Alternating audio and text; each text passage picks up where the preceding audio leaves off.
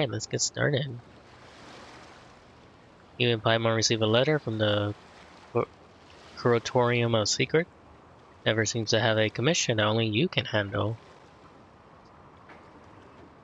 We can see Beto and Navia. That's cool. It's been a while, great heroes of Tibet. You travel far and wide, met countless prominent figures and big shots of the world. As we both know, that breadth of experience is one few can hope to match. In fact, I have business matters that I believe you are uniquely suited to handle. You will of course be generously compensated. If you're so inclined, head to the Curatorium. I'm gonna butcher that all the time. Curatorium of Secrets at your earliest convenience, and we can talk details. So, it is from Nefer. She sure dialed up the charm, huh? Sounds like the payout could be huge, though. Let's head to the Curatorium and check it out! Yeah, let's go. Before we do that, let's quickly change.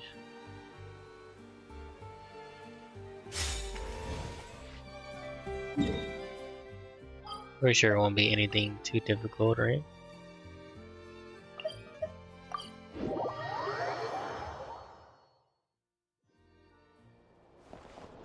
Oh, the elevator I never use. Really no point.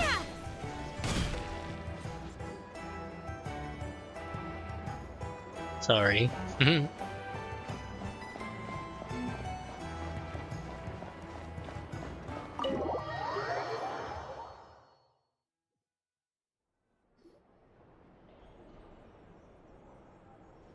Hello? Anyone here? Ah, you got here even earlier than I expected. That should give us just enough time to go over some details before the opening ceremony. So, what do you need us to do?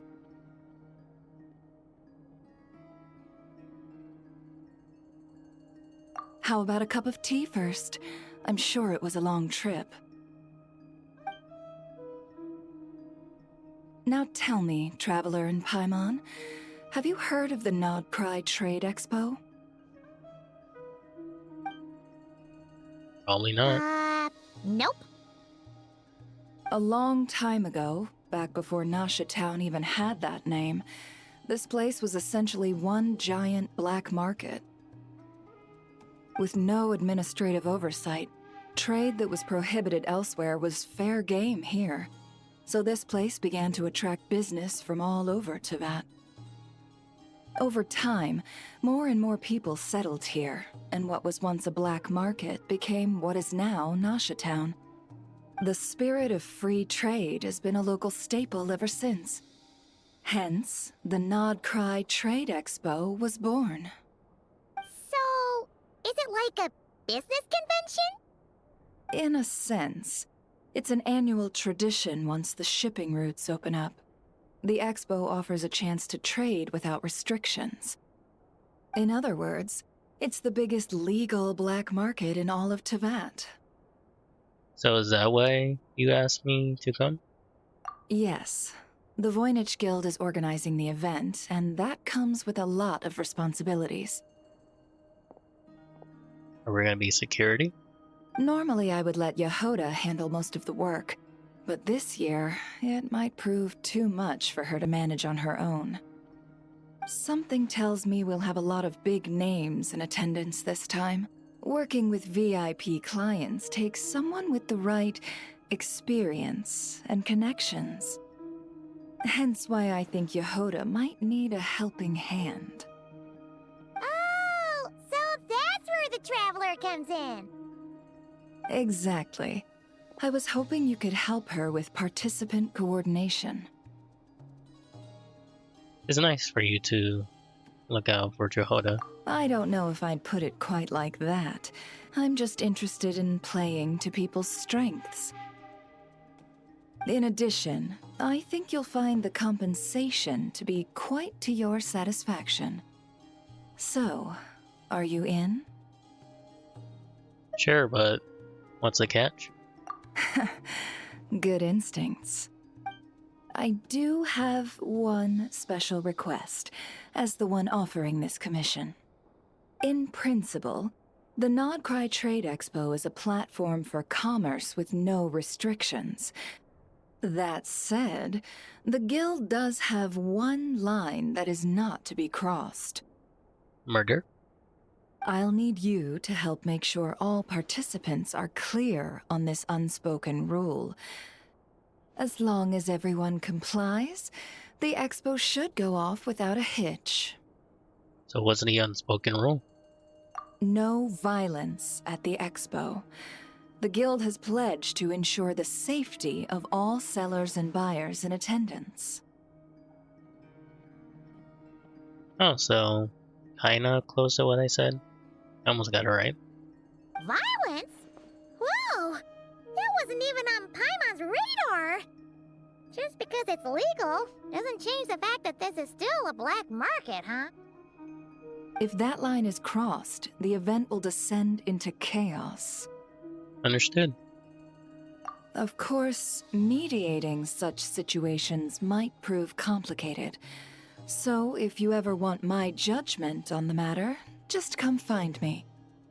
The expo is being held on the shoreline to the southeast of Nashitown. Yehoda is working on setting up the booths as we speak. She'll be able to provide details on the participants as well. All right, I suppose I'll leave you to it then. Yep, we got this!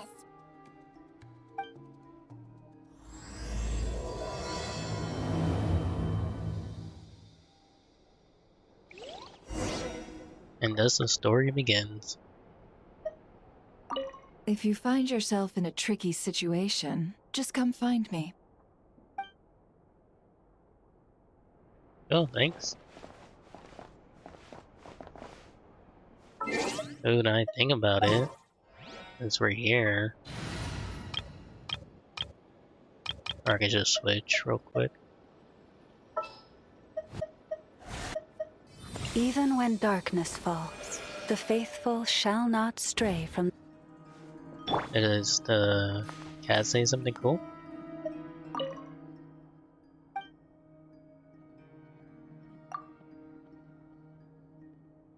Are you back here to ask for help? Just write whatever it is on a piece of paper right here. I can't help you. My claws are too sharp. I'll tear the paper to shreds. That should say something unique.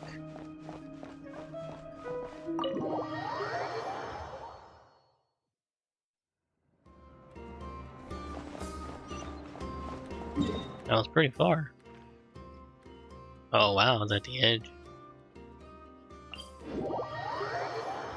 Oh yeah, because she did say that it was next to the shoreline, the shipping.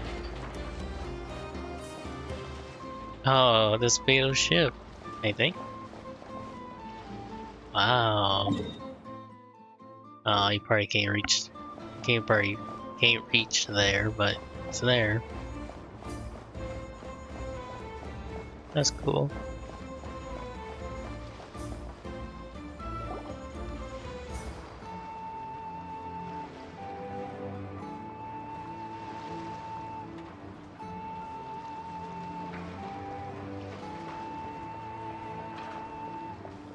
This is where Nefer said the expo should be. Let me think. Yeah! Let's go with this. We can't keep changing the setup. Where are the goods being stored? You still haven't told us. And what's the guild's cut on transactions this year? Sorry, one question at a time, please.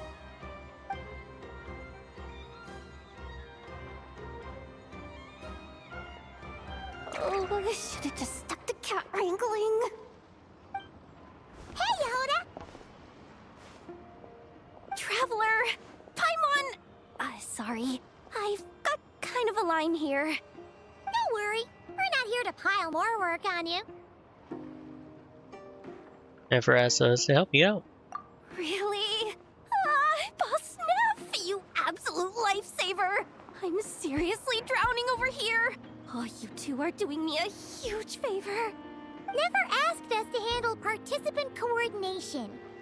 So, how can we help? Let me think.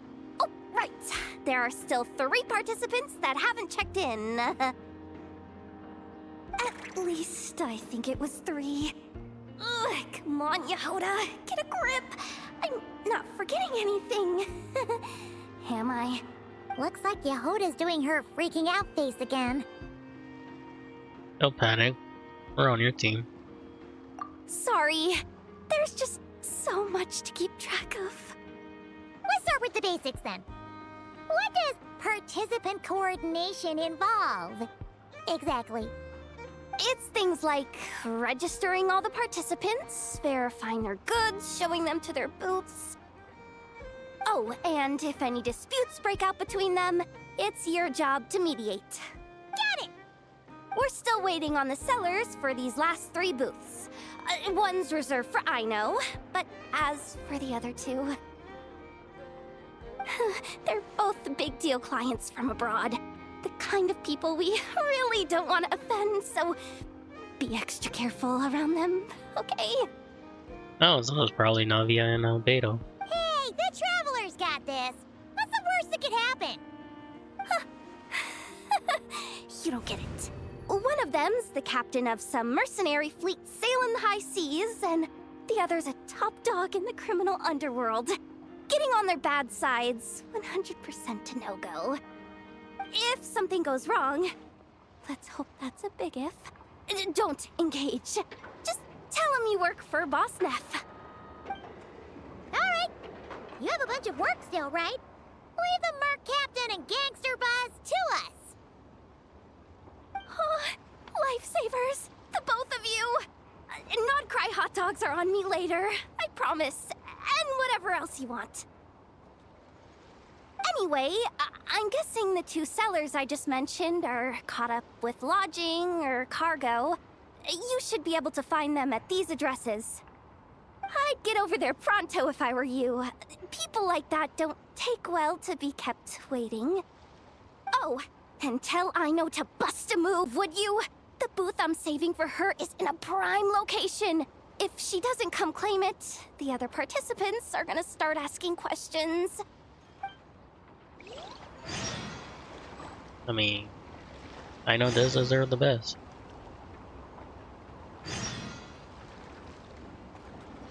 Wow, so 3 locations, huh? One at a time. What, that's it? Okay. Oh, this is Natlan stuff. Fontaine. Wonder which one's Inazuma though. Oh, it's probably up there, right? I wanna go take a look real quick. Not right now, I guess. Well, let's go to the Aino first, cause she really needs to claim that spot, or else.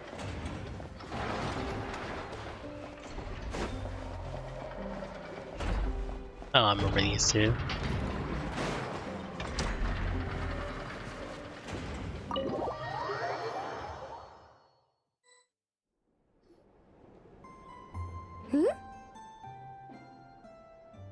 Aww, the cute little robot. Hey, you 2! Traveler, Paimon, hello. We're helping out Never with some expo stuff, and we heard the Krumkake craft shop is taking part. Correct. Aino is just doing a final round of debugging on her Thwack and Smack defense bots. Oh! Is that her submission for the expo? Yes. Moles and other small creatures often steal from the craft shop, so Aino designed a defense bot based off of them to protect this place. Upon further testing, these bots turned out to be highly effective, so she decided to perform some upgrades and bring them to the expo. trade one of her bots? That is a big step for her. Not exactly. With the exception of a few special orders, Aino rarely sells her finished products. What she's trading at the expo is the blueprint, not the finished product. Oh! So, are you guys ready to head over then? Yehoda asked us to speed things along a bit. She's saving a super good spot for you, and she's worried people are gonna start asking questions. I told her I need to finish debugging first. There's no point in rushing or I'll have nothing to trade. Oh! Paimon's never seen Aino this serious before. The craft shop is experiencing a severe shortage of funds. Aino is hoping the expo will improve our financial situation, so she's being extra thorough. Where'd all the money go? Some kind of expensive research? Negative. It's our dessert funds that are lacking. We have had at least 47 cases where excess dessert purchases have led to a shortage of research funds. As such, I decided to split up our research and dessert budgets. Aino is forbidden from dipping into one to transfer to the other. And not too long ago, she cleaned out the entire dessert budget for this month. I see, no surprise there. Alright, done. Thwack and whack defense bots, do me proud. Looks like we can head over now.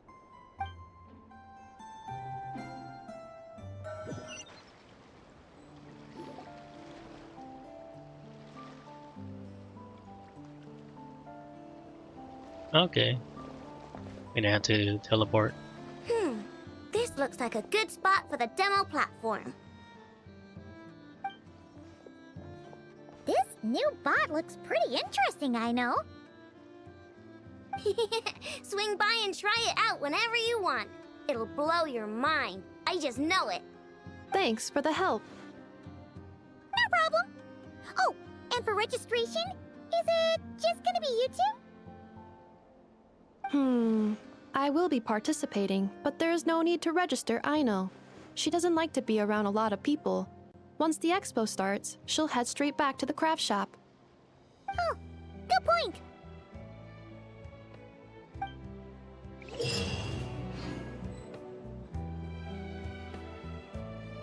Oh, that's cool.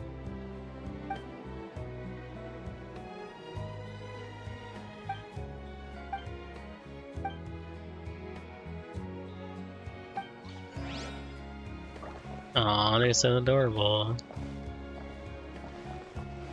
Alright, we got one down. Can we even teleport there? Oh yeah, we can.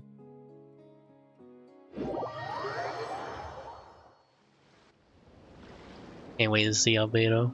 Wait, is this? Yeah, the Alcor. Actually, this is the second ship in our fleet. The Alcor's back home patrolling Guyunstone Forest. Oh, cool. Beetle! The infamous merc captain who sails the high seas! Yeah. We've met, remember? What's with all the pomp and circumstance? Sam too soon? Yes, it is. Or it's not like the main story, but kind of like a little event story. It's a long story. Well, no sense standing around. Take a seat, tell me all about it. I'll have my men roll out the welcome mat.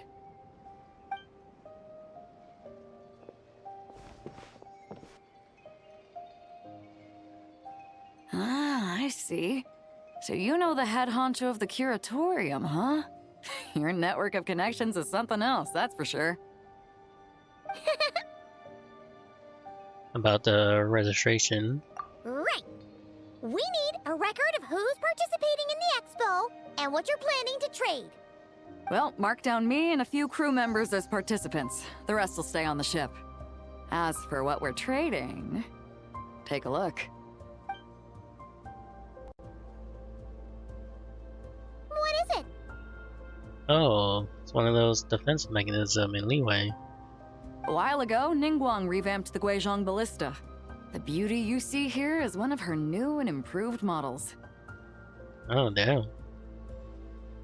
It has insane firepower and comes complete with remote guidance for accurate striking even at long distances. I just know people are gonna be fighting to get their hands on it.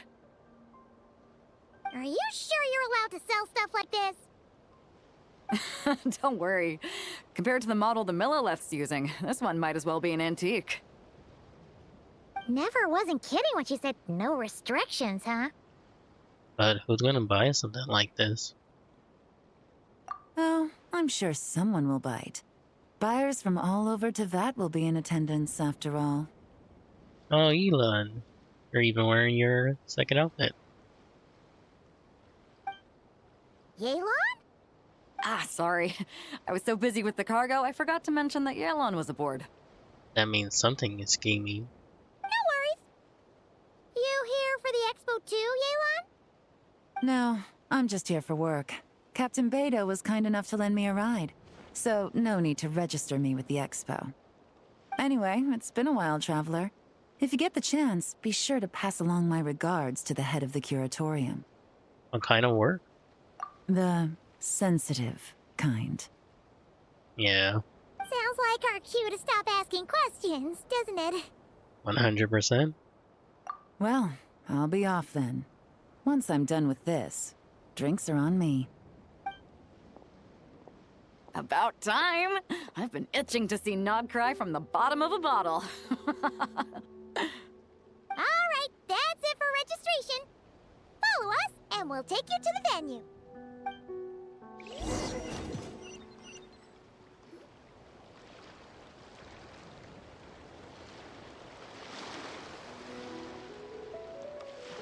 So, this is the place, huh? Not a bad spot. When you've got some time, come help me test the remote guidance on this thing. It's a real thrill, you'll love it. I will agree. I also got that skin for Elon.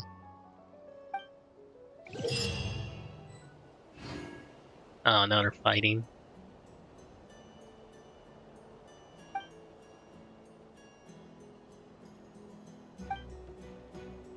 Okay.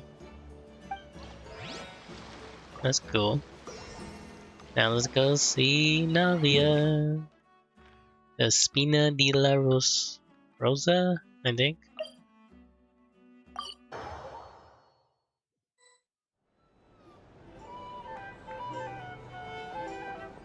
The flagship. Yep. Guess this participant decided to figure out lodging first. That's funny. I can see her from a distance. Partner! Paimon! Navia! It's been forever! I'm guessing you're here for the expo. You got that right. Representing the Spina di Rosula, of course. Ah, that's how you say it. Spina di Rosula. Top dog of the criminal underworld. Yeah, that checks out. Is that my new nickname? I'm not opposed. It's kind of snazzy. It's great that we found you. We're working a commission to help with participant registration right now. You know, goods verification, stuff like that. I do play Triple Z, but I don't try to stream it because it kind of lags on my computer. I could try to re-download it back on console, but that's a maybe. Oh, I see. Well, in that case, take a seat. I ordered a whole bunch of food. Clorand and Chevreuse went to unpack some things, but should be back in a sec. Oh, speak of the devil. Talking about us? Oh wow. I forgot what they're called, the Marisho troops? Clorand! Chevreuse! You're here too! Nodcry is a chaotic and dangerous place.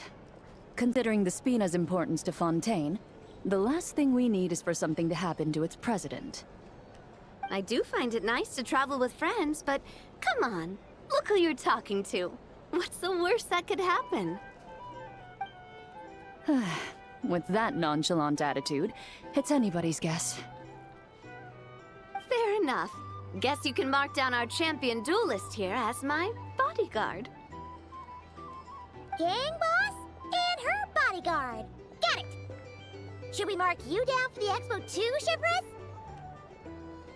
No need. I'm here on official business. A lot of our recent cases have had ties to Nodcry.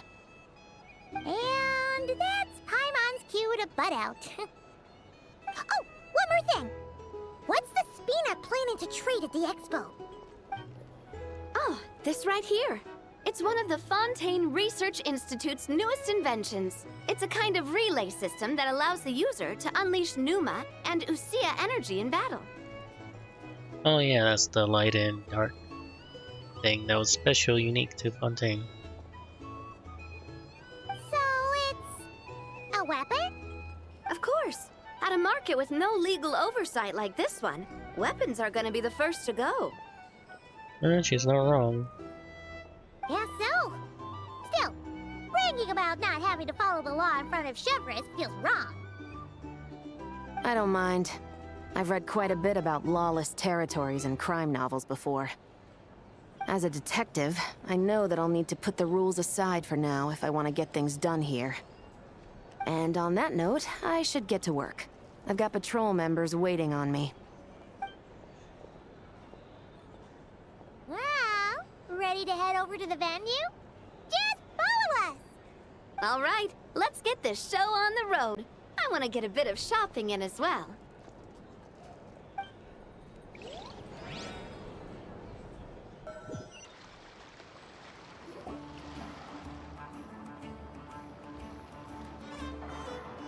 Another teleport.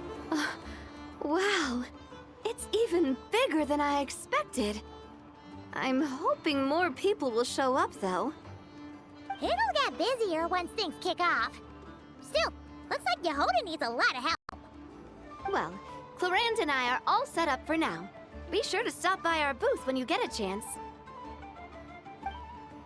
The 3 participants that Yehoda mentioned are all set now.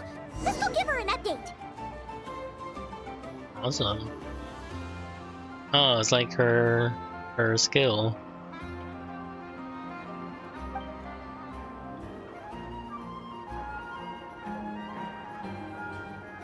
Yep. Ah, that's very unique.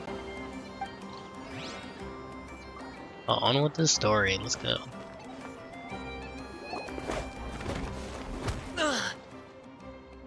Oh dear. Hey, what was that for? Just shut up and move along. This spot is mine now. Oh dear. What a fool. It's the lady in charge. We were just setting up our booth and he's trying to take it from us. A troublemaker, huh?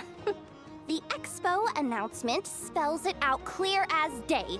All forms of violence are strictly prohibited.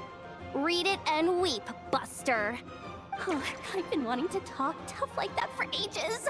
Should be enough to scare off a punk like him, no problem. But it's not. It's not like I wanted to hit anyone. It's just not fair. What's that supposed to mean? We all know the black market stuff is in the highest demand here. So how did these dwarfs get a spot selling these stupid toys? I did some digging, and guess what? Turns out these brats have connections in the Voynich Guild. Obviously, someone pulled a few strings to get them here.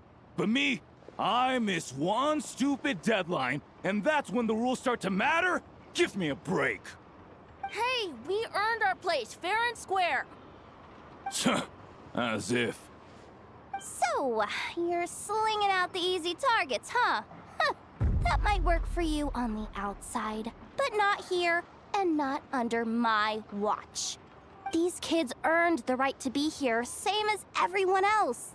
Don't believe me? Take it up with the guild. We'll see who comes out on top.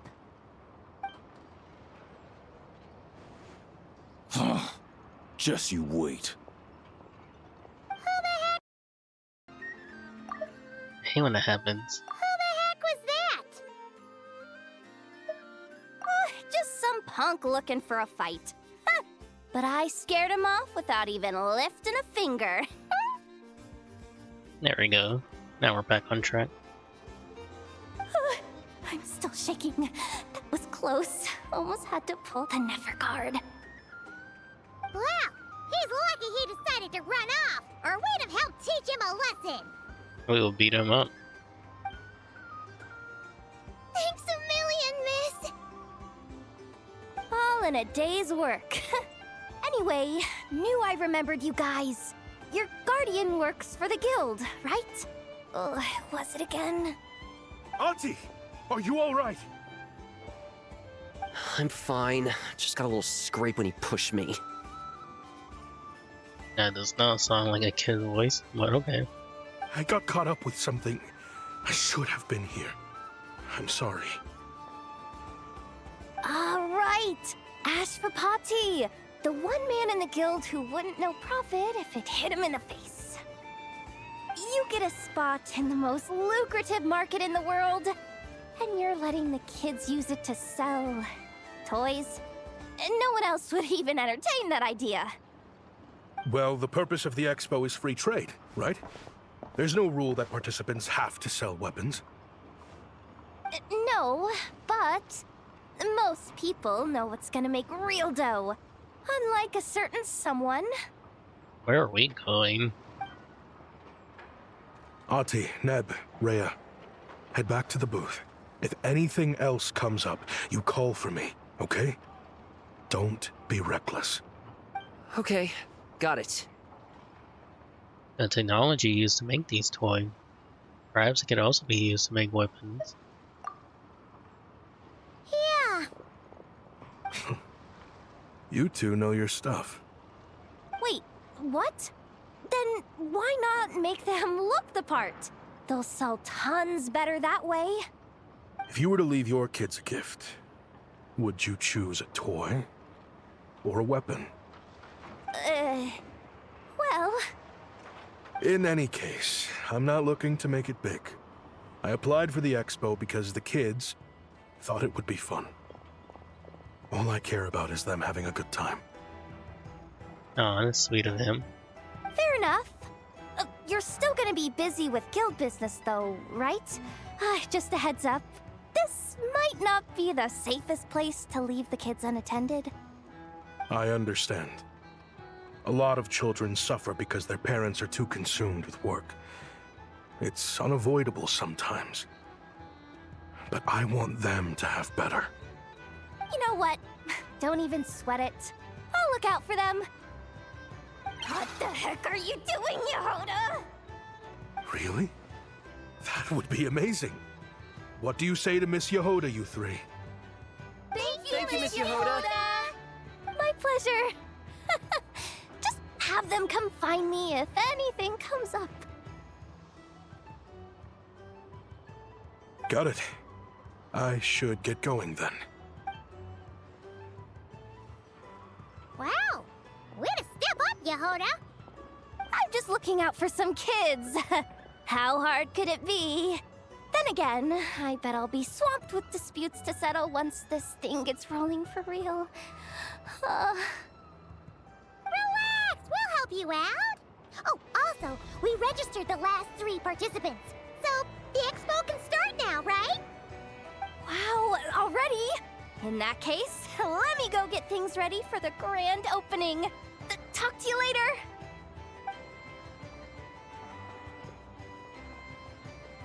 She really does have a lot on her shoulders.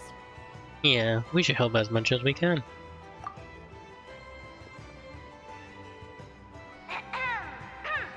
Attention, everyone! Participant registration is now complete. On behalf of the Voynich Guild, I am pleased to announce that the Nod Cry Trade Expo is open for business. Of course. What was her name? It's weird that the merchant guy is here, but I'm not surprised. I forgot her name. Dory? I think, yeah, Dory's here. Of course she's here. Not surprised that she's here.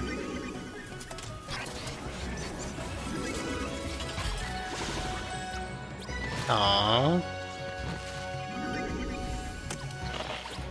Oh dear. That was cool. Fun little events.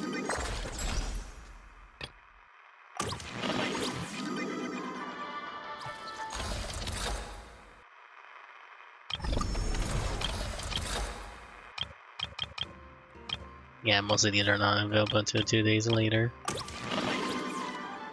Whoa!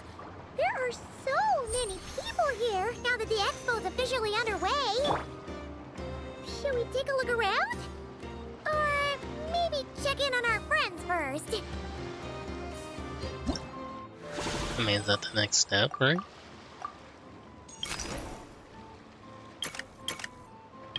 Oh, so 3 parts. And wow, 2 days later? Damn.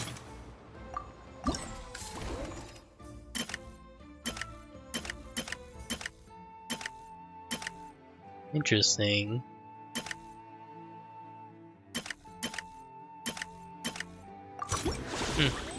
I guess we'll figure what those are.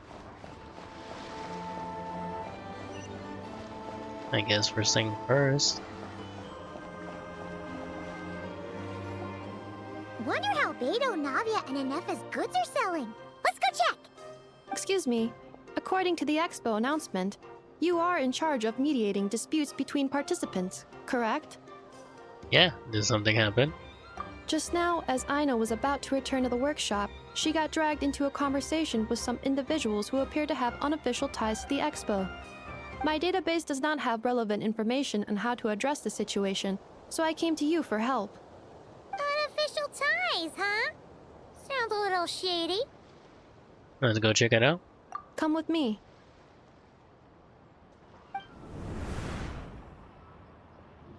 A device that uses Numa and Ducia energies in battle. With that kind of tech, a bandit group could rob a caravan without even showing their faces. Oh. And what about this thing? Remote guidance? Precision bombing at long distance? If a group of thugs got their hands on it, their enemies might as well surrender on the spot. The Fontaine Research Institute made the right call going through the Spina di Rosula rather than selling it themselves. The same is true for the Ministry of Civil Affairs, I'm sure. A merc captain who spends most of her time at sea is far less conspicuous. Huh? What about this girl? She seems to be trading in military-grade weapons as well.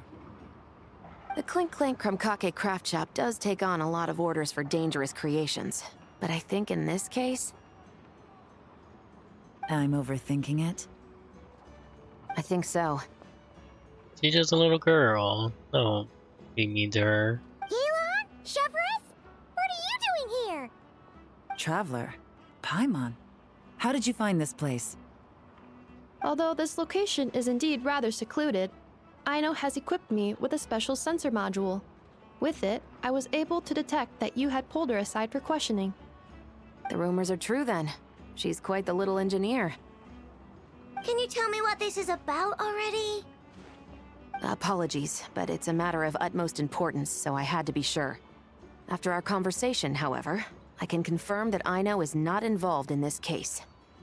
Traveler, could you help us clear up this misunderstanding?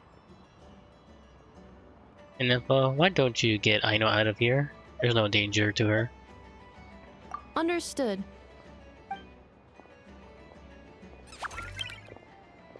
Aww, poor Aina. Based on our conversation just now, I'm guessing neither of us is the target the other is searching for. I second that. And since our strategies were so similar, I'd wager we're after the same person.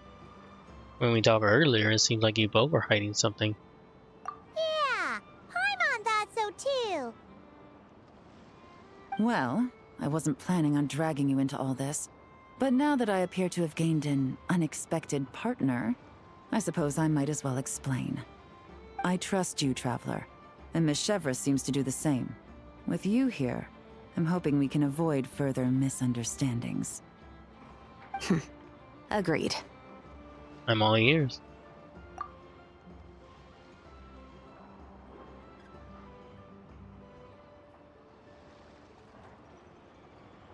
Miss Chevros and I seem to be here in Nodcry to reel in the same fish. Ooh, it's a regrader? That'd be kinda cool. That's right. And the product we brought to trade is the bait. Of course, if I worked in the booth, it might tip people off, so that's where Navia comes in.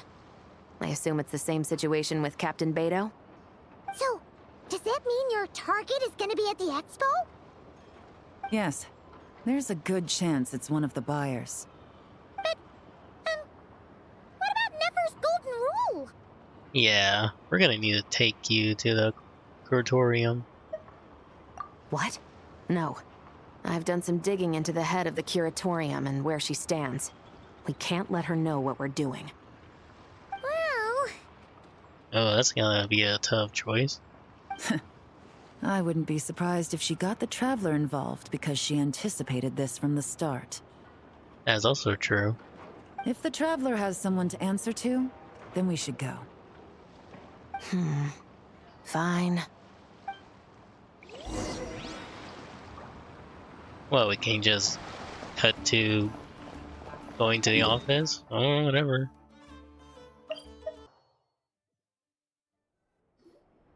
Nefer! You here? Turns out, we actually do need your help with something!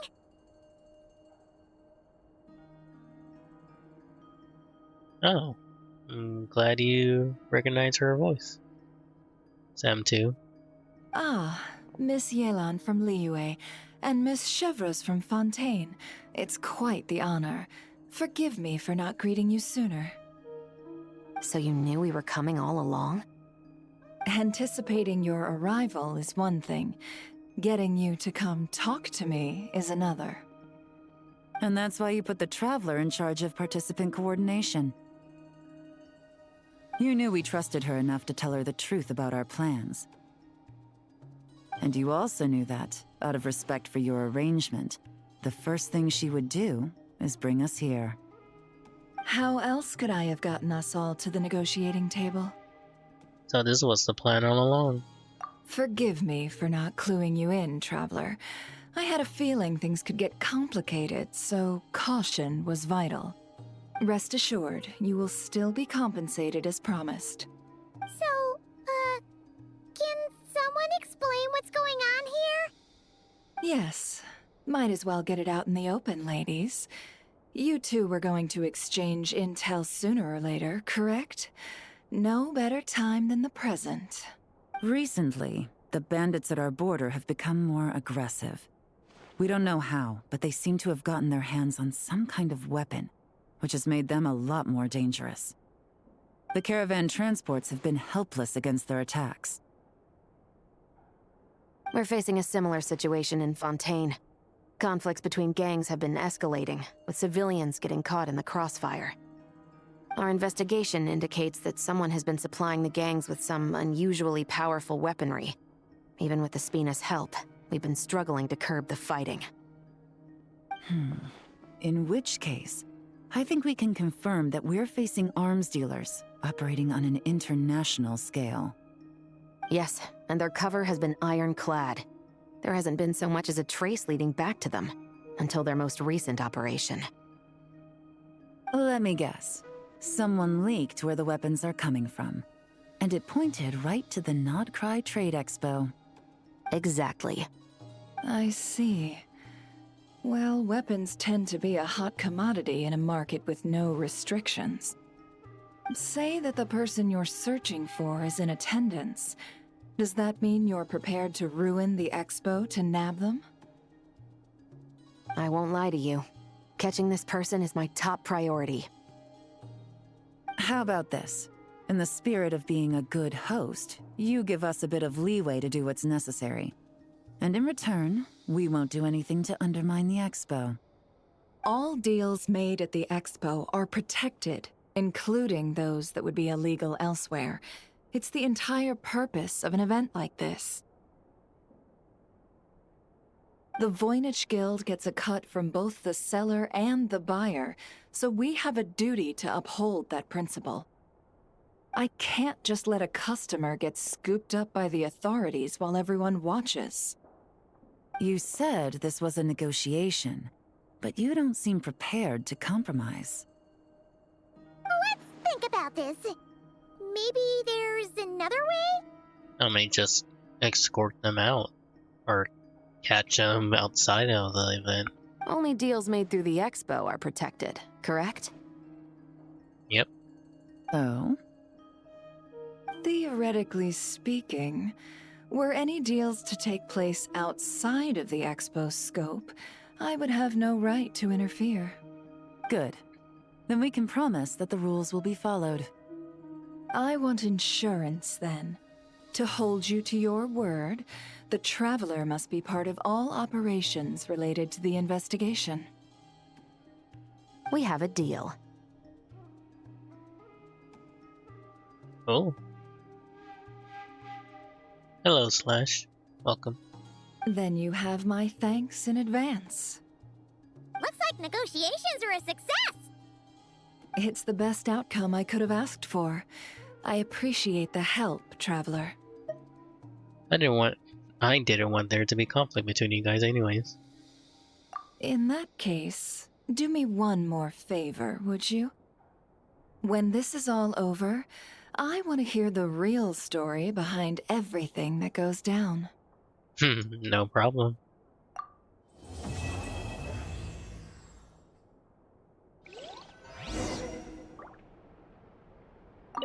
When this is all over, I want to hear the real story. Looks like we'll be working together quite closely. The pleasure is all mine, of course. This whole negotiation really feels like something out of a light novel. Doors, you're in Genshin.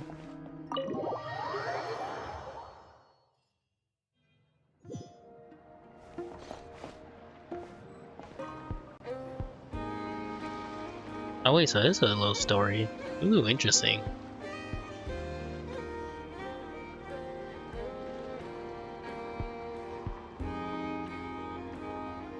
Okay, Jehoda, what are you doing? It's her! The boss of the Spina di Rosula! Huh?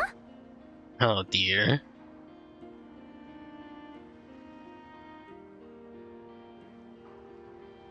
Oh, well, I do hope you get some sleep soon. Uh-oh, things are about to kick off. Nah, Jehoda's just talking crazy. What are you worried about, Yehoda? Shh! Don't you see him over there? Parasol Lady's the head honcho of the Fontanian underworld. Rumor is she pulled the crumbling organization back together and avenged her father with her own hands. Oh, we don't want to get on her bad side. An eye patch over there is a merc captain from Liyue. She has a fleet of her own that sails the seas. Most people know to steer clear. I was worried this expo might not be big enough for the two of them, if you catch my drift. So I kept their booths far apart. Looks like they wound up meeting in the end, though. You don't think they're butting heads already, do you? What am I gonna do? You shouldn't worry, Jehoda. Let me handle this. Hey guys! What's up? Oh, hey there, partner in Paimon. Partner? Can't go far in my line of work without hearing about the president of the Spina di Rosula or the champion duelist of the court of Fontaine. Thought I'd make some friends since the opportunity's presenting itself. Plus, now that the traveler's arrived, I wonder if these ladies might just agree to coming aboard for a drink. What's the traveler got to do with that? You're too kind, Miss Beto. So, the thing is, over there is a friend of ours. She's managing the expo, and seeing as you're all big shots where you come from, she was worried you might, butt heads. Is that so? Well, I think you can put her at ease. Yeah, and if there's anything we can do to help, just say the word.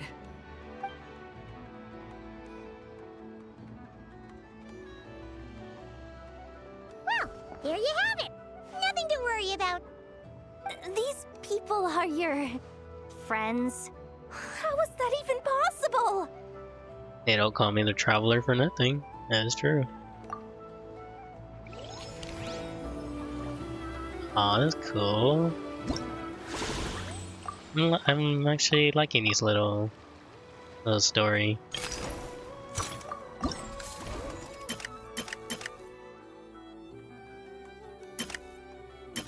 Okay, so I'm on like part 1, part 2. Oh, you gotta wait 2 days later for the rest? I mean, I guess that makes sense. Interesting. Well, let's see what the Ino's doing. Aw. If you want to drum up some business, all you gotta do is holler, and everyone on the first floor will be able to see you. Also, you have to come this way to get to the second floor, which pretty much guarantees that everyone attending the expo will notice you guys at some point. Not bad, huh? Thanks to the spot I saved you, you guys will be drowning in business before you know it. Your point being? Cross-referencing Yehoda's current facial expression against database.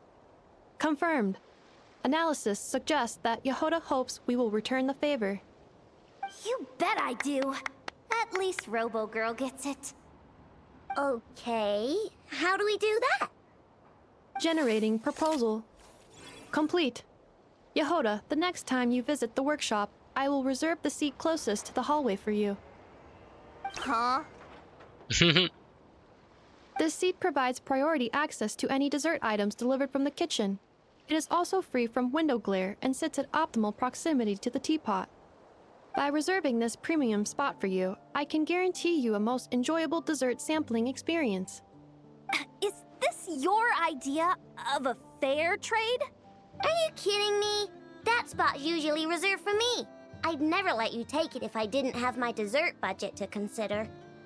What's going on? Yehoda looks upset. All right, I'll level with you. Since I saved you such a great spot for your booth and all, could you possibly lend me some technical support? Please? Technical support? This year's expo is way bigger than ever before, which means there's definitely gonna be more shenanigans going down too.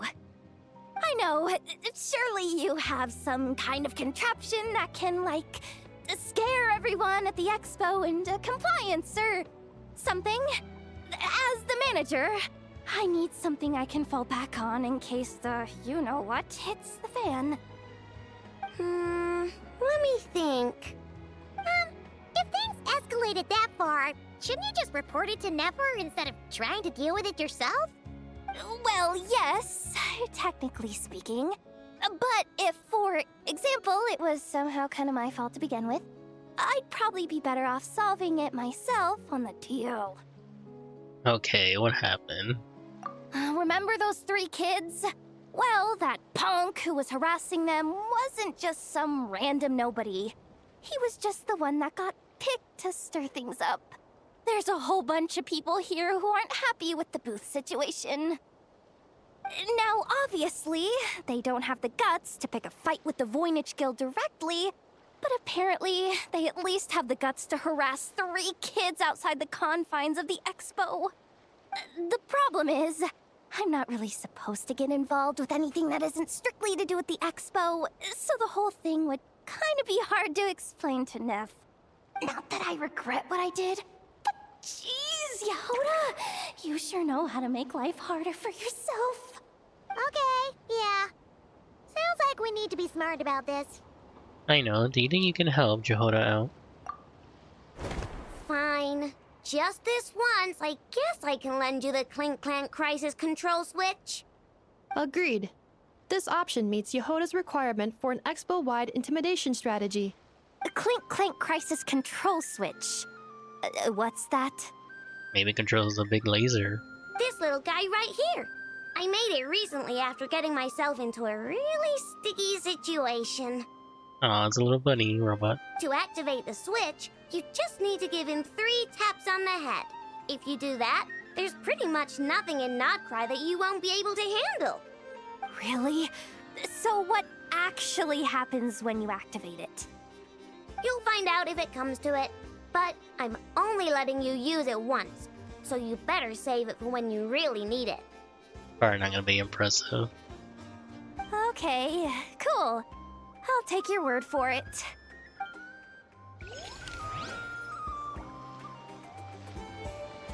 Oh, this is probably for Alice, and now I think about it.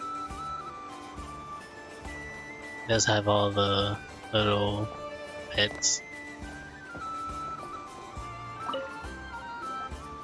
Uh-oh. It's Lord Songima Bay! Oh, I wonder what we're in for this time. I forgot her name is Dory, not, I think it's a Diona.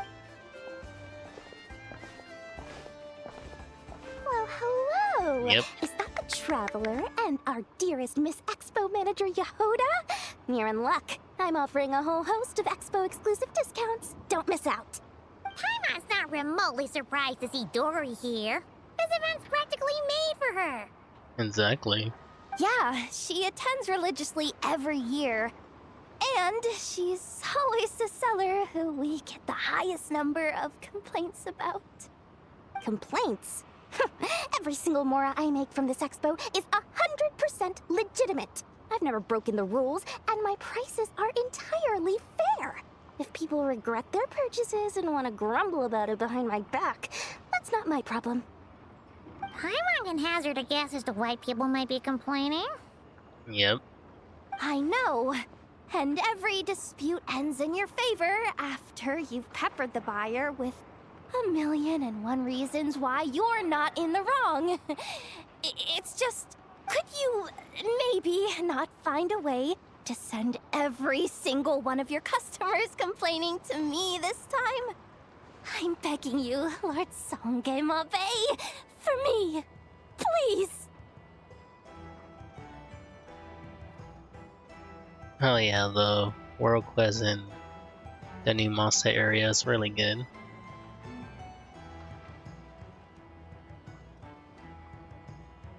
So, that's why you came to see Dory?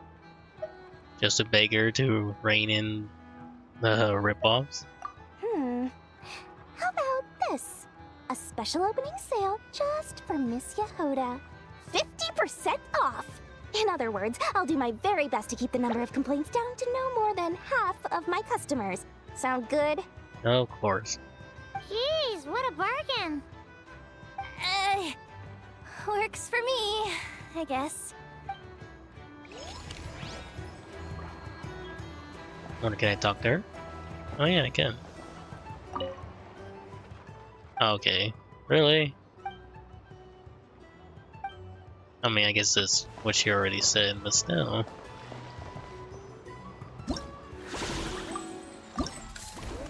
Gotta give her more lines. Whatever. That's a shame though, I gotta wait 2 days though. Well, at least for this one's 1 day.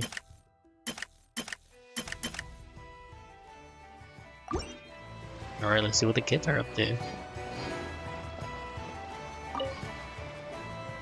Have you been to the Clink Clink Krumkake Craft Shop's booth yet? They're selling blueprints for a machine. With everything Uncle's taught me, I bet I could build one of those thwack and smack defense bots. We should buy a blueprint. Sounds like a waste of money to me. We should be spending our expo earnings on more important stuff like clothes. But Uncle said the most important thing is that we have fun. Guys, please don't fight. I hate to break it to you, but I'm afraid no one really comes to this expo looking to buy toys. If you make any more here, it won't be nearly enough to buy yourselves a blueprint. I doubt it'll even cover your new clothes. Oh, hi Yehoda. Hi, Traveler. I came here to make sure you kids stay safe, so listen carefully. If you want to look around the expo, that's fine, but you need to be extremely careful when talking to any strangers. A lot of crazy people show up to this expo, both sellers and buyers. You don't know what they might be capable of. So if anything happens, don't try to deal with it yourselves. Call for me right away. You got that? Yeah, I made the same comment as well. Slash. Yehoda's really serious about looking out for these kids. Yeah, one of the kids' voice sounds like an adult person, but at least they tried. Well, it's kinda my job. I'm supposed to be the one in charge. Oh, just take a look around. This booth is the only one being run by a bunch of kids. If there's anyone out there aiming to cause trouble, you can bet they'll start with the weakest target. She's not wrong.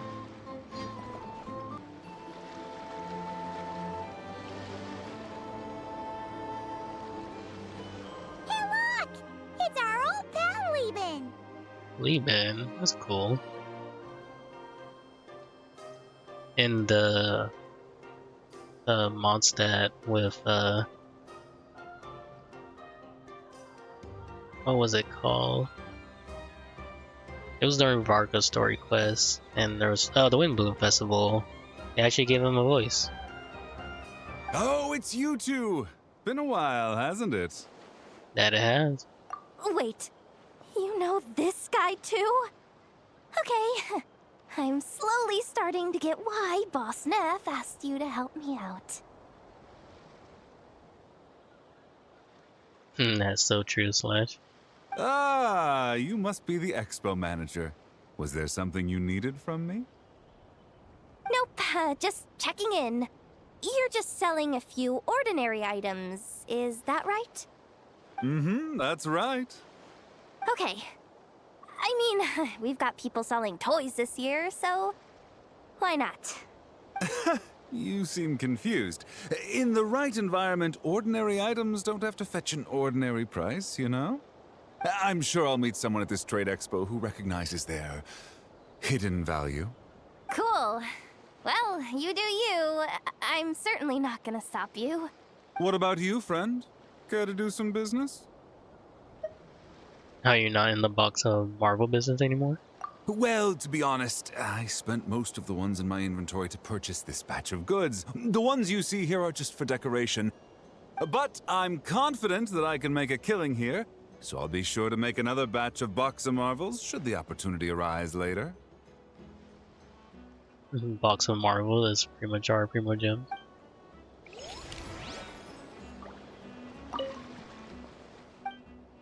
Aww. I'd love to hear more of his voice.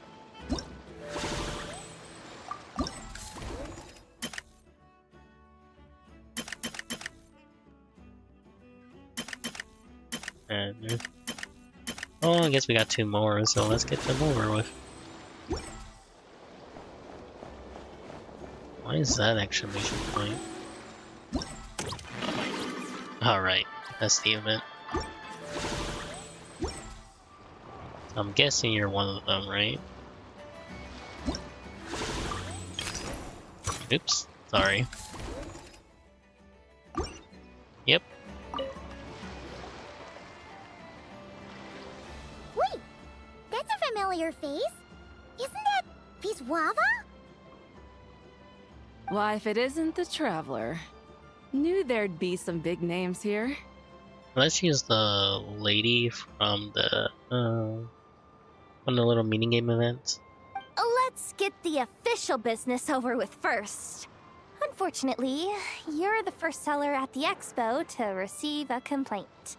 We've received word that the muskets you're selling are a few shots away from turning into scrap. Well, yeah. It's written here plain as day. Muskets for sale. Condition extremely poor. The internal grooves have been worn away and the ammo might be damp. Best practice is to pray that it doesn't explode before each use. Oh, wait, so you weren't speaking in code to cover your tracks? Code? Yeah. Sometimes people bring stuff that needs to be kept on the down low. So they dress it up as junk beforehand. Happens on the black market all the time. You're overthinking things here. This stuff really is junk. We were just gonna scrap them, but my superiors thought we might as well try and make some more off of them. And who knows?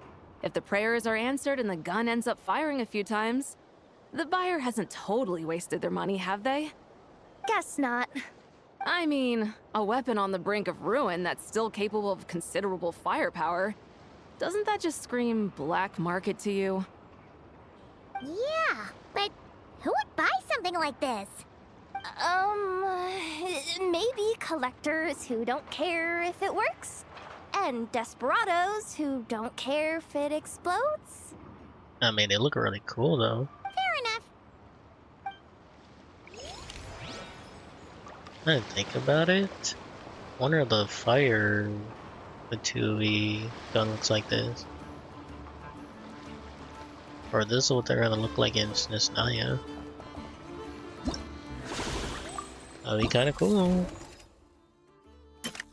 Alright, one more.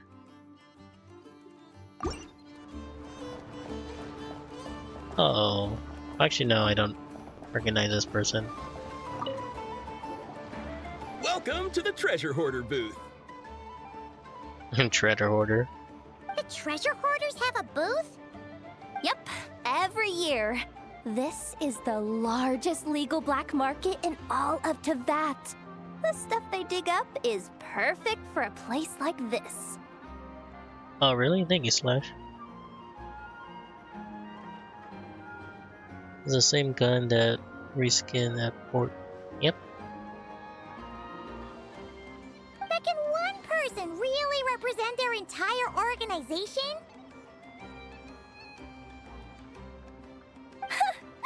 No way. Treasure Hoarder is just a catch-all title. Their internal structure is crazy complicated.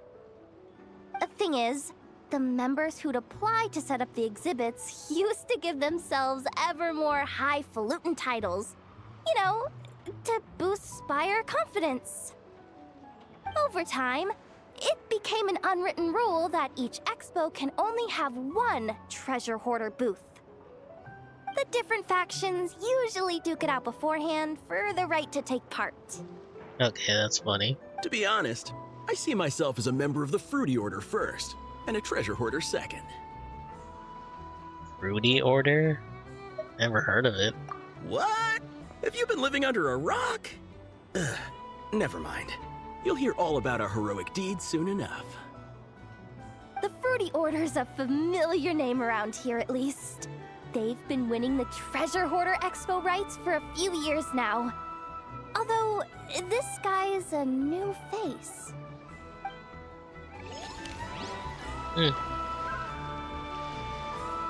Must be during like some war quests or information that skipped there. Alright. I think that's all of them for now. Yeah, that's a shame though. Oh, Mondstadt. And then this one. Okay, it is this one, okay. This exhibitor's demands are ridiculous. Now I'm thinking about it is because I'm hovering over the second one, that's why it says 2 days. What's wrong? This exhibitor is apparently selling some rare Natlanese artifacts.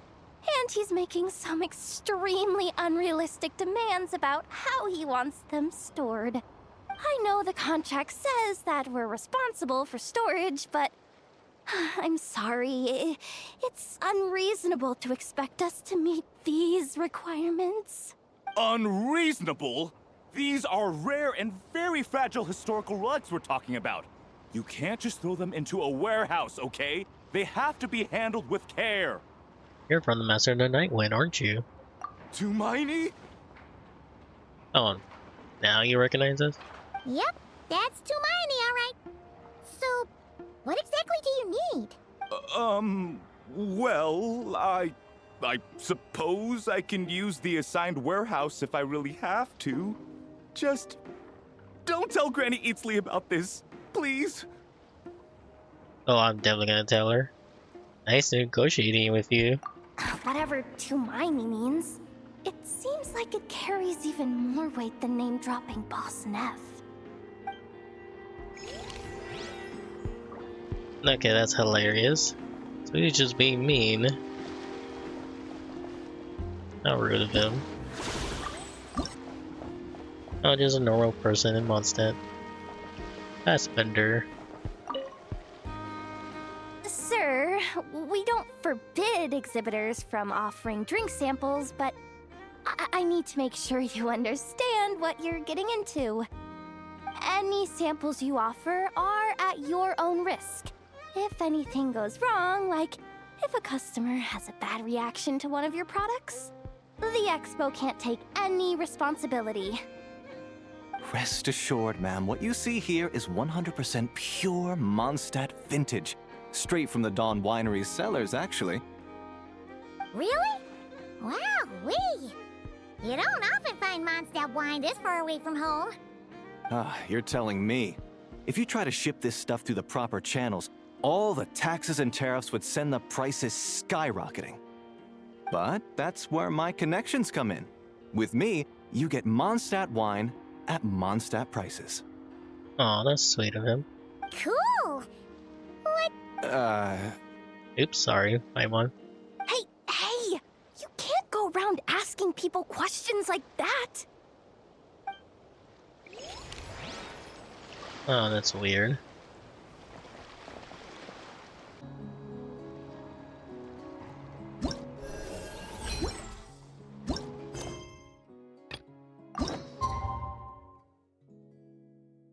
Alright, let's get started.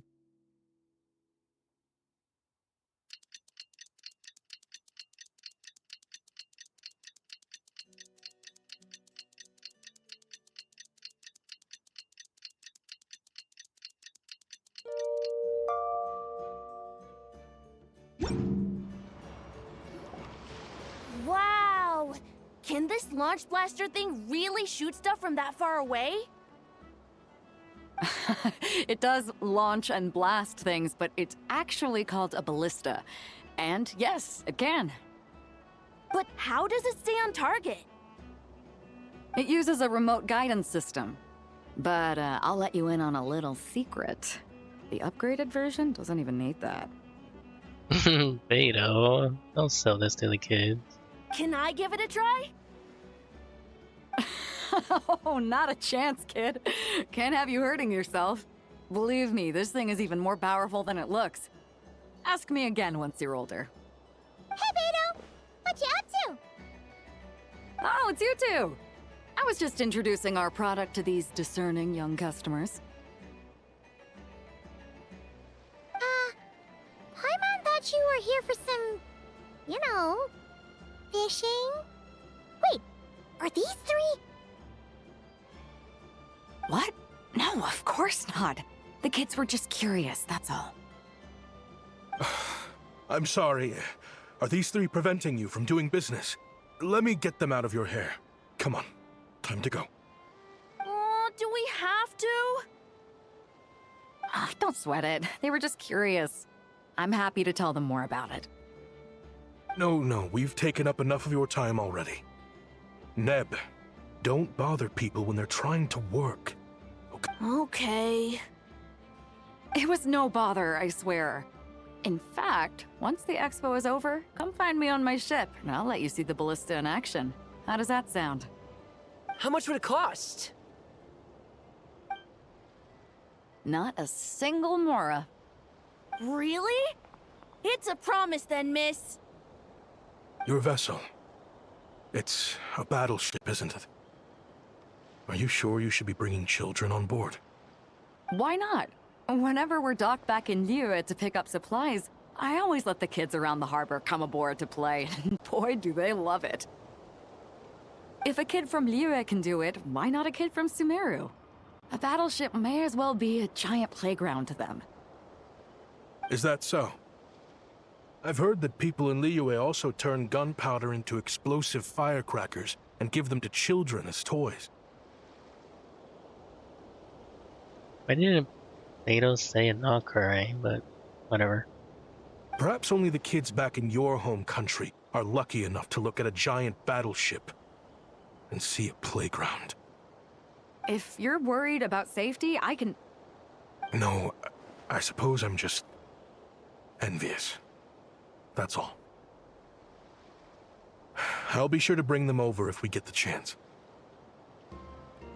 That's a little suspicious. I'm sure he's worried about his own kids. Seems like he really cares about those kids, huh? Anyway, what did you want to talk about? Oh, just wanted to ask how it's going with the top secret, fishing. Did you reel in the catch of the day yet? They're circling the hook just fine. Just waiting for a bite. Oh, okay, leave it. Eat. Sorry, Elin. Whoa! Where did you come from? Shh.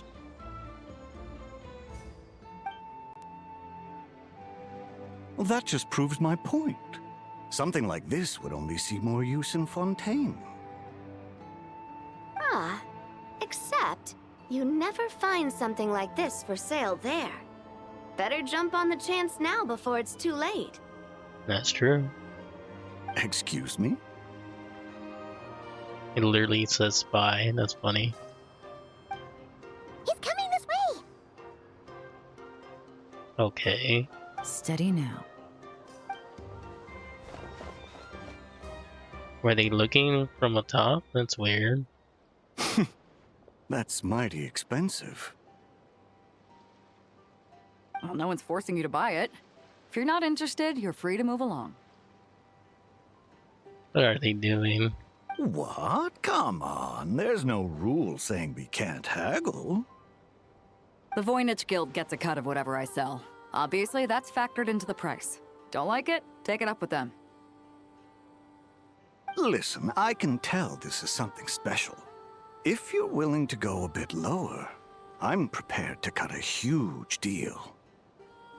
I know it's something special, so I plan on getting paid what it's worth. Perhaps there's a way we can both get what we want then. What are you implying?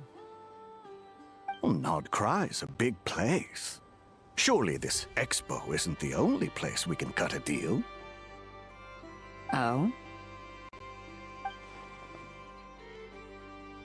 What would you say to working this out someplace else? Somewhere the guild can't get a cut? That means no guild protection either.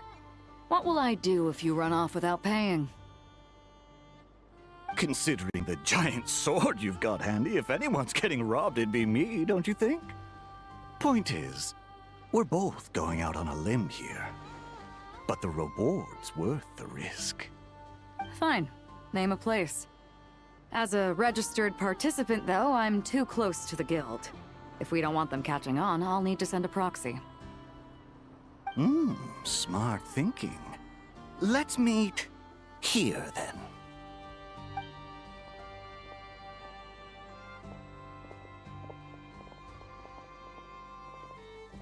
Good. He took the bait. Let's go elsewhere to discuss our next move. It's getting spicy.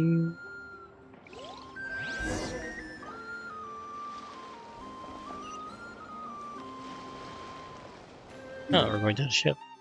Cool.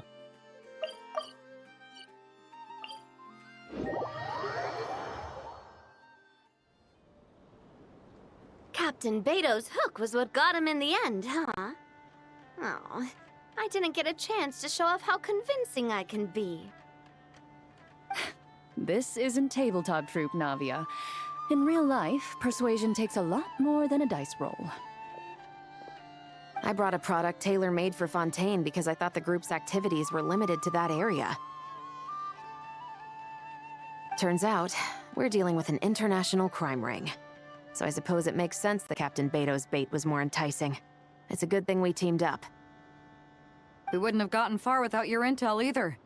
Gotta ask though, how did you know these guys would be so quick to abandon the expo? I read their file. Nothing's off the table for them when profit's on the line. When it comes down to it, they'd see the protection the expo provides as just more red tape. Something to work around rather than with. Just like the law. So, we meet up with this guy, catch him, and problem solved, right? Too easy. No. The person we're meeting is just an underling sent to scout the situation. We're after the leader of the whole ring. And after observing the situation over the past 2 days, it's clear they have undercover agents waiting in the wings. If something happens to our point of contact, those agents will scatter to spread word of what happened, and whoever is behind this whole thing will know we're onto them. In that case... We have to get the jump on them all at once, and use them to get intel on our real target before he has a chance to react. Forgive me for pointing out the obvious, though. We have nowhere near enough personnel for that. If even one of the agents escapes, it's over. Let me guess. You'd rather follow this deal through to the end to lure out the real culprit? Nice idea, in theory. The problem is, in my experience, that person would never show their face for something like this. I can work around that, but only as long as the deal goes ahead. So, you're planning to trail the person picking up the goods. I suppose that could lead us to the big fish, but that would mean we have to actually hand over the weapon. Aren't you worried about putting something that dangerous in the hands of criminals? We can control how dangerous it is. But if we followed your plan, could we really guarantee that not a single agent would get away? You're telling me you really have a way to mitigate the threat of that weapon? You're telling me that you really have the wherewithal to carry out a large-scale search and seizure operation in Nodcry? Ooh, things are getting heat up. Are they having a fight? They're both experts in this sort of thing. A lot of back and forth is to be expected. Don't worry. I think they're getting along great. A successful collaboration requires trust. And a willingness to make concessions. So how about this? I'll meet up with the underling as planned and stall him as long as possible. While I'm keeping him busy, you round up the rest of the agents. Sound like a plan? Yes, I appreciate the trust. And I promise you, not a single one will get away.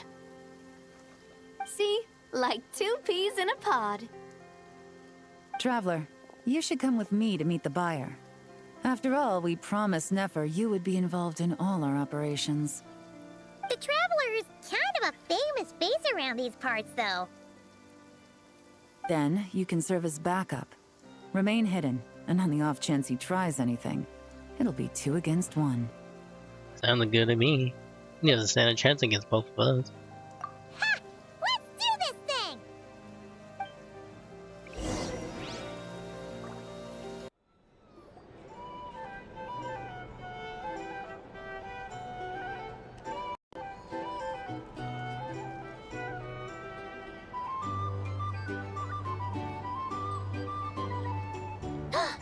There he is! Be quiet, Paimon, really? Oh, you really can't go lower? Best I can do is shave off the amount the guild was going to take. You're a tough nut to crack. How do you plan to deliver the goods? Depends on what you need. You don't look like you're from around these parts. So I'm guessing you need sea transport? Yes, but there are a lot of eyes on the port. It would be better to dismantle the product and transport the components in crates. That might be tricky. If you're worried about getting caught, then let's bypass the port entirely.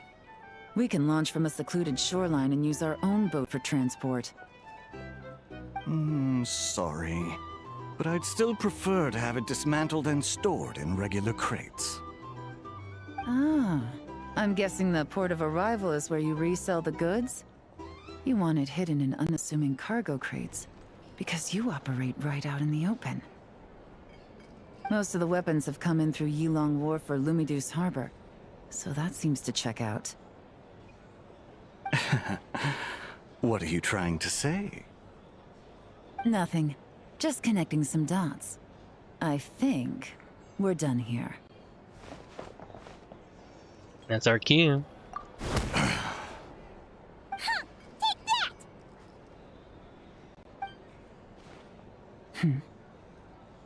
Out of the way! It's one of the undercover agents! He's making a break for it! The captain of the Special Patrol will take it from here.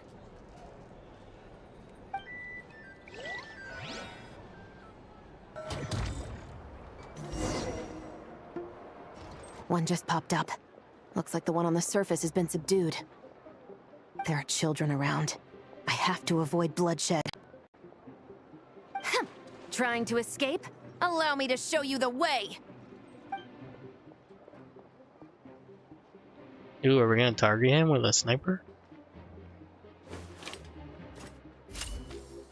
Oh, okay, that's cool. I remember this. It used to be fun. Nope, not this way.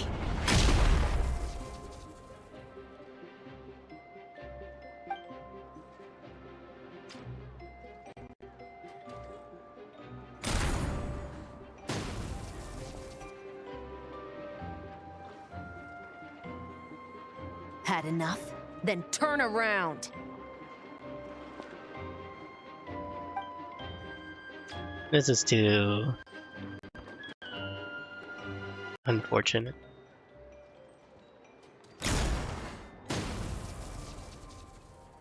Out of steam yet? 'Cause I can do this all day! Okay, we're gonna put that thing on him.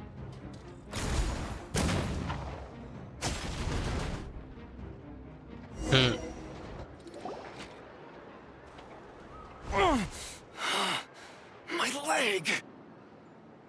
That thing was only just your leg. Is still attached. And if you want to keep it that way, I suggest you stay right where you are. A special patrol uniform. You think bringing me in is enough? Do you even know how many of us there are? If even one gets a... 5 at the port, 10 on the outskirts of Nasha Town, 3 near the plaza. Factoring in you and the buyer, that makes 20. Damn, that's impressive. Save the best for last, right? How did you... Don't even think about it. Alright, because they did have the Spina de la Rosola. I'm butchering that name, but yeah, Navia has a pretty good group of agents.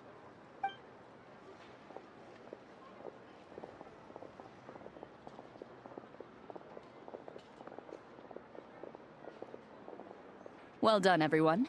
We appreciate the assist. The boss sends her thanks. Oh, come on, that's so cool.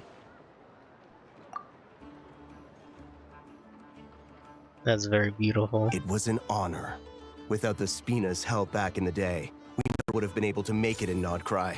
It was about time we returned the favor.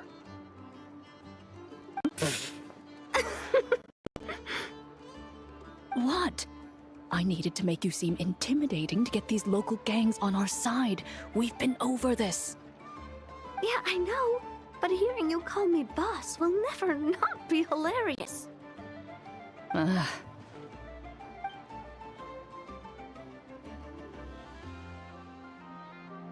Wow! Navia is something else! Well, that explains your confidence. I had no idea the Spina di Rosula can mobilize these kinds of numbers outside of Fontaine. Miss Navia has quite a few tricks up her sleeve.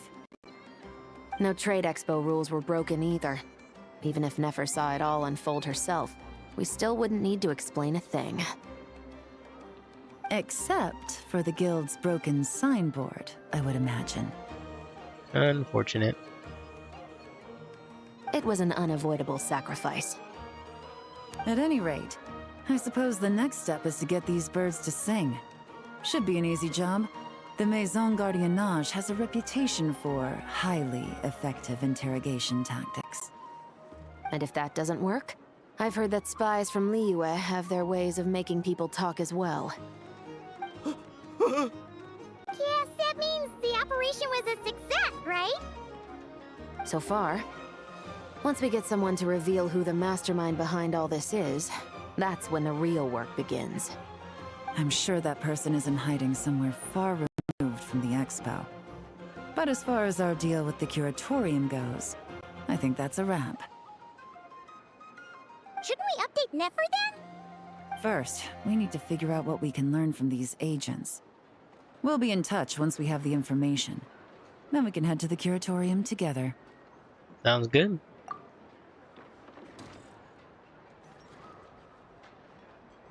Well, that went a lot smoother than expected. Not a single one got away. The real story behind everything. You're thinking about Nefer's final request, huh? Let's see. We have 2 expert detectives from separate nations teaming up to uncover an international crime ring. That's not a bad story. If you feel like it's missing something, maybe Yelan and Chevras will uncover something more interesting during their interrogation. Excuse me? Are you the Traveler? Yehoda needs you back at the expo venue as soon as possible. Oh no! Did something happen? I'm sorry, I don't know the details. All she said was that it's urgent. Oh no, it's probably the kids. Now let's get a move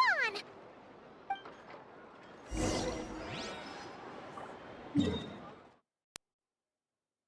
So there's still that one guy who was upset that the kids took his spot, or not his spot, but took a really good goof.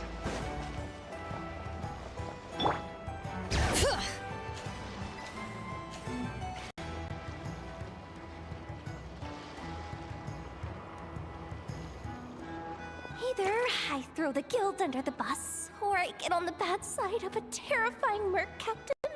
Oh, could this get any worse? Get it together, Yehoda. Focus on the hot dog you're gonna treat yourself to after today is over. One thing at a time. All right. You got this. Let's try not to get too worked up, all right? Don't worry, we'll get to the bottom of this. I swear. What happened? You're here. Please, you've got to help me, Traveler. A theft at the expo is gonna ruin the guild's reputation. A theft? How did that happen? You're asking me. The guild has people keeping watch over the storage area for this exact reason. And it just had to happen to one of the scariest people here. Beto? Wait, that means... Someone stole the ballista. The guild asked us to keep our goods stored on the designated shelves. I had a few prototypes that I was using for demonstration, which I had stored there. But when I came to check on things just now, I noticed that all of them had been stolen. And each ballista is super dangerous. If they fall into the wrong hands... Well, all the prototypes have a failsafe designed to prevent unauthorized use, so it could be worse. Still, we should get them back as soon as possible. The guild will make sure of that. If you could just keep this between us for now, we would be super appreciative. Do we have to tell her? Yes, tell her. Honesty is the best policy. That's what he taught us. I know, it's just...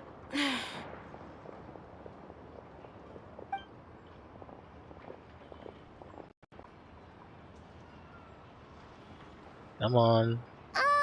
Miss Yehoda... What are you three doing here? There's something you want to tell me, isn't there? Well, Shep's been obsessed with the ballistas ever since we got here.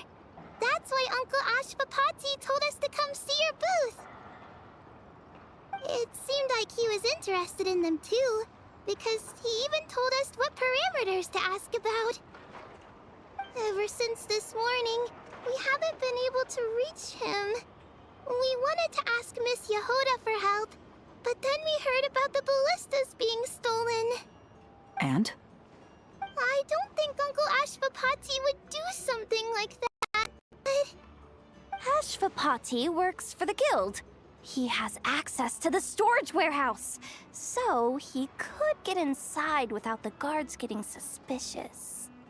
Wait, so now it's an inside job? Oh, jeez! The guild is never gonna recover from this! He made those toys the kids were selling, right?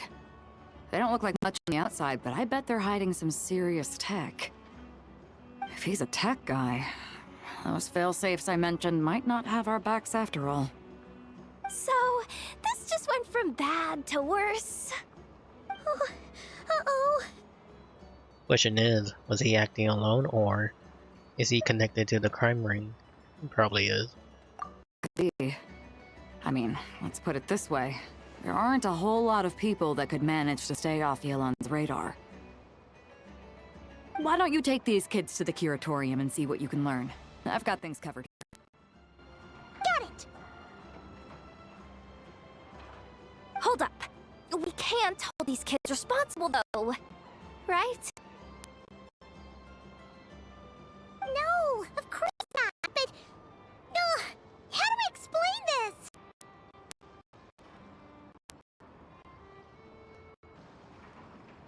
You want to look out for these kids, don't you? I promised I would. Besides, they're innocent in all this. Good, because I'm looking out for them too. That's why I want to find their uncle as soon as possible.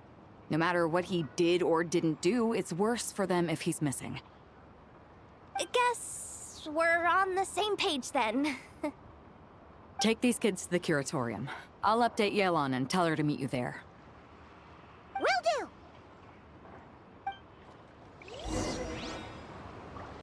Hopefully it's nothing too serious.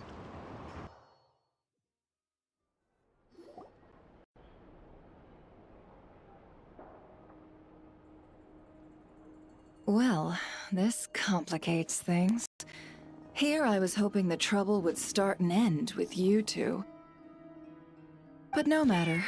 This will all make for a very engaging story. I wouldn't be so flippant. This time, it's one of yours causing trouble. I'm starting to wonder if all those agents we captured were just a distraction, so the real culprit could make their move. It's all still up in the air right now. What can you three tell us about Ashvapati? Uncle Ashvapati isn't our real uncle, but he is our guardian. He adopted us when we were little. He told us we all came from the same band of eremites in the desert, but apparently, we're the only ones left. We've been traveling from place to place with him for as long as I can remember. We got to Nagcry not too long ago.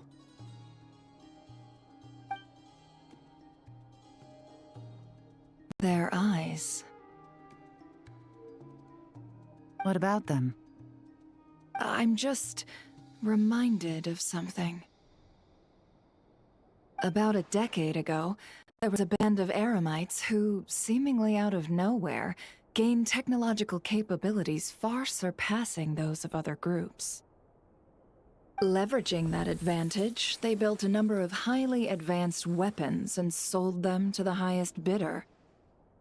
The conflicts in the desert became even bloodier as a result. While the other groups were tearing each other to shreds, these newly minted arms traders stood by and reaped the spoils. But before long, their own weapons were turned against them. And as the flames of conflict engulfed the desert, the group met their end. None of the weapons survived, and so in the wake of that destruction, the status quo of the desert was restored. That's terrible. In the desert, it's kill or be killed. People will stop at nothing to gain the upper hand. If this happened in Fontaine or Liyue, I'm sure the perpetrators would have been prosecuted to the full extent of the law. But in the desert, no one bats an eye. From what they've told us, sounds like these kids are orphans from that particular band of eremites. Which means their guardian is likely one of the few survivors as well. So, the survivor of the band of eremites are back in the weapons business? Sounds like it. No! Uncle Ashwapati would never do something like that! No matter what happened back then, I know one thing for sure. Uncle Ashwapati hates weapons. Sure. There we go. Back to normal again. I think I know what's going on. Sure, he's good at building things, but all he does is make toys for us to play with. He can't be the kind of person you're making him out to be. Or... I'm sorry. All we can do is act upon the facts. So, what's our next move? From our interrogations, we've learned that in 2 days, the person behind all this has a meeting planned to collect the goods. If all goes well, we can head to the pickup point and ambush them. But if Ashwapati is part of this and the leader learns what happened, there's no chance he risks himself for his agents. So, that meeting might as well be moot. Then let's focus our efforts on Ashwapati for now. If we find him, he might just lead us to our culprit. If he stole the prototypes, there's bound to be a trail. I'm confident I can track him down. I just need some time. What can I do to help? I work best in the shadows. The more people involved, the harder it is to operate. As soon as I've got a location, though, he's all yours. You let me handle the search, and I'll let the special patrol handle the seizure. That does sound like the most feasible plan. I'll be waiting for the good news. Seizure? Hey, don't worry too much right now. The most important thing is that we find your uncle. The rest can wait. Okay. Looks like I'll need to enlist your services for a bit longer, Traveler. As long as I get paid.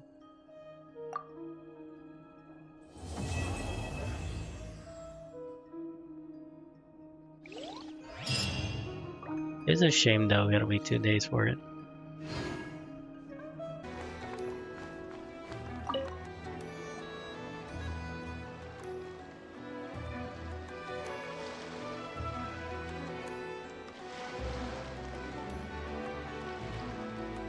Watch out, Yehoda.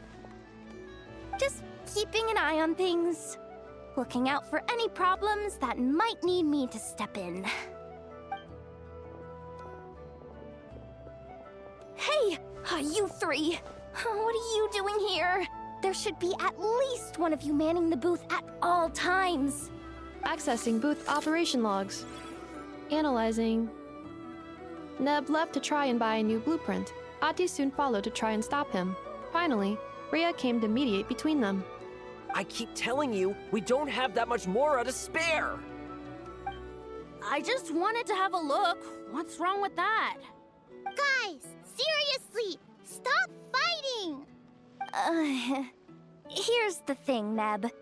Even if you could afford to buy a blueprint, I'm afraid I couldn't allow it.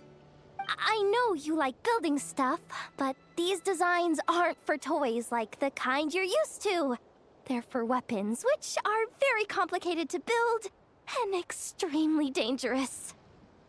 That's a load of baloney, dumpster diver. My designs are toys too, actually. Huh? You build a machine that can blast monsters into the sky, and in your mind, that's a toy? I mean, at the end of the day, is there really that much difference between weapons and toys anyway? Not where Knuckle Duckle's concerned. That's for sure. Ugh, that's not the point. Anyway, you there with the brown hair, you want a blueprint? Yeah! I want to make some thwack and smack defense bots too. I also have some design ideas of my own. And with your bots as the basis, maybe I'll be able to try them out for real. I get it.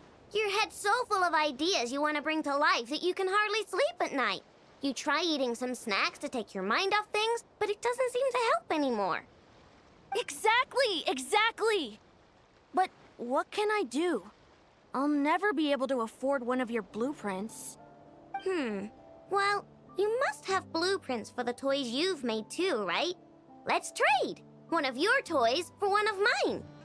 Really? Thank you so much, ma'am! Is it ma'am, or...? It's Boss. Boss of the Clink Clank Crunkaki Craft Shop.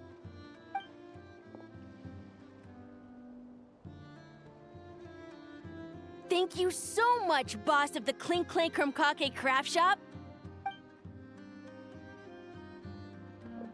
Oh, that's sweet of her. That was very thoughtful. Who are you, and what have you done with Aino? What's that supposed to mean? I'm a boss, aren't I? A lot of people depend on me. Looking out for them is a big part of the job. Did that really just happen? For a moment there, Aino stopped being a little kid and acted like a full-on grown-up. A grown-up who's shorter than the kid she was looking out for, but still.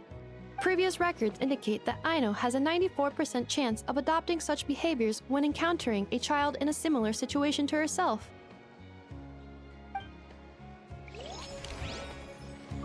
So adorable.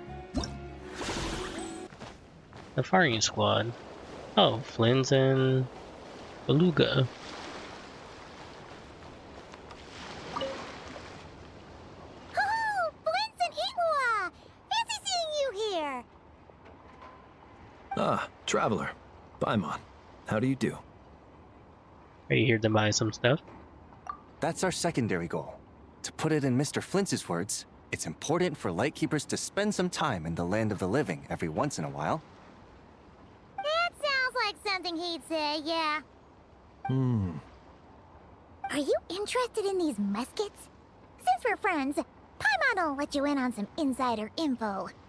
This officer here is basically selling scrap. Oh, I'm well aware. The sign makes that quite clear. True. I'm interested in this particular piece because it brings to mind a picture I once saw. It featured several Ratniki and a Fatui officer who fought alongside them. The weapon that the latter used was identical to this one. The Fatui teamed up with the Lightkeepers? That's not unusual. I've heard similar stories from our older members. The owner of this musket must have been a hero who stood against the Wild Hunt as well. But why would you sell a hero's firearm? That's just how the rules work on our end. Everyone agreed to it. Whether it's a no-name sergeant like me or a renowned hero. Our equipment is to be collected and redistributed once we're dust on the wind. The stuff that's usable is given to new recruits. And the scrap is sold for whatever price it can still fetch. That way, we can at least put it towards feeding the grunts, you know? Better than following them to the grave. Huh. A thought-provoking perspective. I think I'm going to buy this musket, Mr. Flint. Could you tell me a few more stories about it when you get the chance? Of course. Oh, that's very sweet.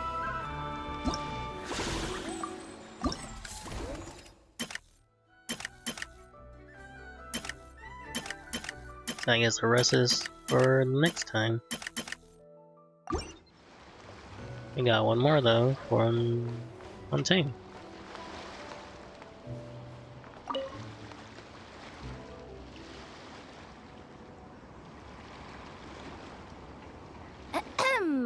So what's the situation in need of mediation? Oh wait, isn't that lady from Leeway? She was one of those treasure hoarders. This person's been glaring daggers at me from behind since she arrived. Hey you! I'm a member of the Fruity Order, you hear? What a coincidence. So am I. Oh yeah, it is her, Rufus Kella Lily. Wait, really? I first encountered the humor and intelligence of trendy Zaytun Peach in the New Tide anthology. Then I heard the legend of intrepid Valberry while I was in the fortress of Meripede. Okay. The more I heard about your order, the more it drew me in. I've been searching for so long, but I was never able to find an actual member. So when I heard that the Nodcry Trade Expo was being held again, I applied under your name. And now, I finally get to meet you. Oh, he was pretending to be her. Weird. It's those idiots. Stirring up trouble again, huh? So what I'm getting is that this guy's an imposter? Our orders won the expo rights several years in a row, so we announced that we were backing out of the running this year to avoid conflict. Then, this guy had to come along. A few of the other groups were looking to duke it out, so imagine their anger when someone claiming to be one of ours snatched the expo rights again. Well, no one's made any trouble for me. Wait, does that mean you've taken them all out already? Man, I knew it! The Fruity Order's as good as they say. Can I join? We can't make trouble at the expo. Voynich Guild rules. Once it's all over, meet me at the harbor in Nasha Town. I see. All right, I'll be there. Does he not realize what's going on here? Also, considering our smooth collaborations thus far, a word of advice for the guild. This guy has only been able to keep his head in his booth because the Fruity Order took care of any rival factions. But if there's one thing the treasure hoarders have in spades, it's sore losers.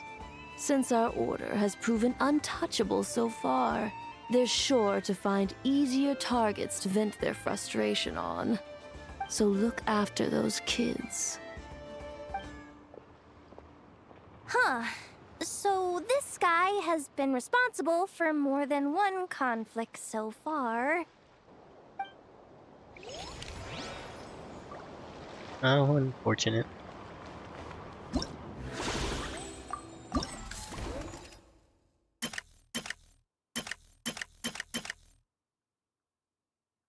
Oh no, I can still go to him.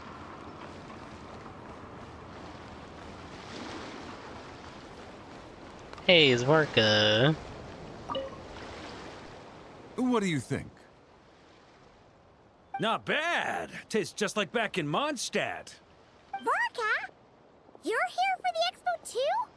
Oh hey, Traveler, Paimon. I was only planning to take a look around. Wasn't expecting this pleasant surprise. Out in this part of the world, even a homegrown Mondstadt apple is a rare treat. Yes, and on that note, I should advise you that the prices are quite different from what you'll be used to back home. Not a problem. It's a price worth paying for a taste of home. I'll take the whole batch and send someone to collect them later. The whole batch? Huh. Looks like you've already made your money back, huh, Lieben? Oh, and Varka, since you're looking for a taste of home, have you tried the Mondstadt wine next door? Apparently, he uses special connections to keep the import costs down. Yeah, I've tried it. It's pretty good, but not Mondstadt wine good. Besides, I wouldn't be able to buy any even if it was. We can't have the Grand Master of the Knights of Favonius going around supporting smugglers, can we? Oh, that's true. You're not gonna reprimand him though, are you? Don't worry, I know it's Nefer's rules here. Not out to make life difficult for you. If you find yourself at a loose end, come visit our base sometime. I'm gonna get the Knights to make some cider out of these apples. It would be my pleasure. Oh, you're as generous as they say, Grandmaster. Looks like you finally made some real profit. Hey, don't make me sound so incompetent. Though I'll admit, I wasn't expecting to make my money back quite so quickly. Now I can start thinking seriously about my next venture. Where do you plan to make your next fortune? I'm planning on heading to Snezhnograd, actually. I hear they're running low on lots of supplies because of Project Stuja. That's a business opportunity if I've ever seen one. Oh no, not Project Stuja. Looks like that's still happening. With any luck, maybe I'll have the pleasure of seeing you there.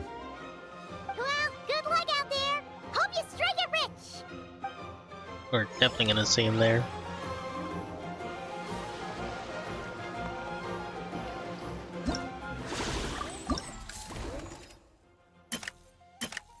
One day, one day, one day. Yep, that's about it. Alright, let's get started.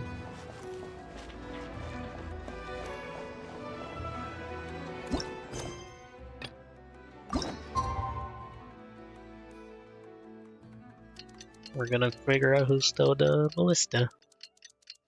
And hopefully it's not those kids' uncle or adopted father. We just got word from Yelan. Looks like she managed to track down Ashvapati. Come on, let's go meet up with the others. Yep.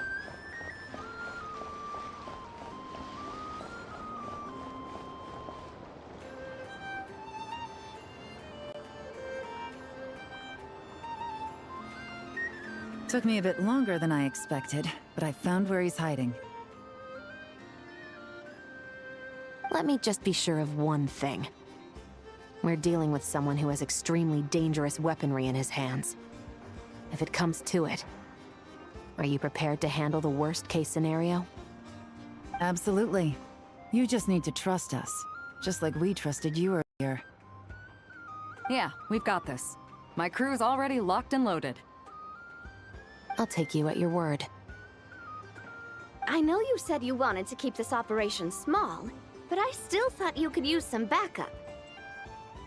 So, I chose a few promising young Spina members to help out. Clarande and I have got things covered at the expo. Yes, we're ready to roll then. Now that you're here, I guess we can get this show on the road. Let's go. Wait!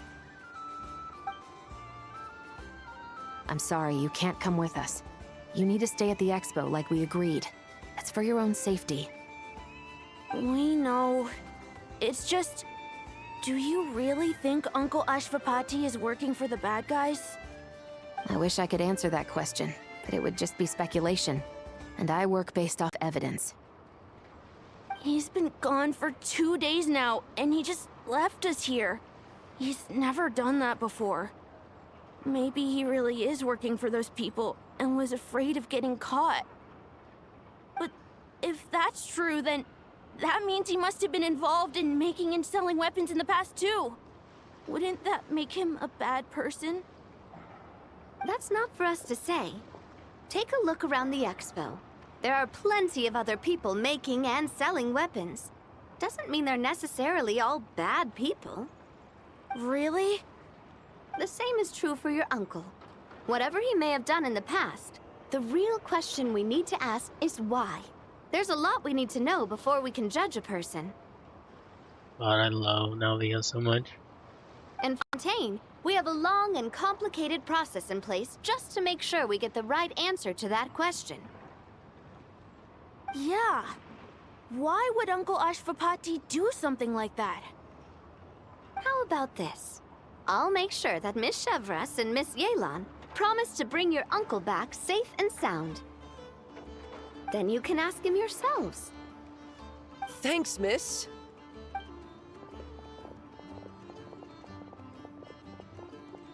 This situation is complicated and unpredictable. Isn't it a bit early to be making those kinds of promises? It's all right. We're prepared for whatever we might face. Regardless, it's a promise we have to keep. After all, when the children get their answer, it will shape their understanding of what justice means. Then, let's all do our part to make sure this ends as well as it possibly can.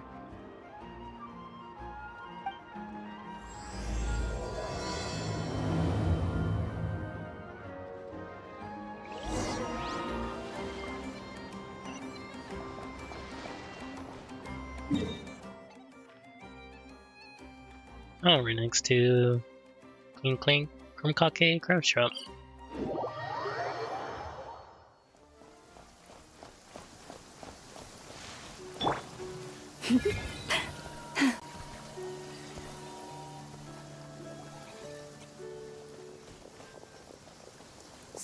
there. Damn.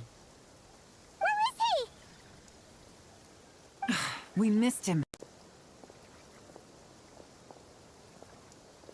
Looks like he left behind plenty of evidence, though. Search the area. Let's see if we can find a lead.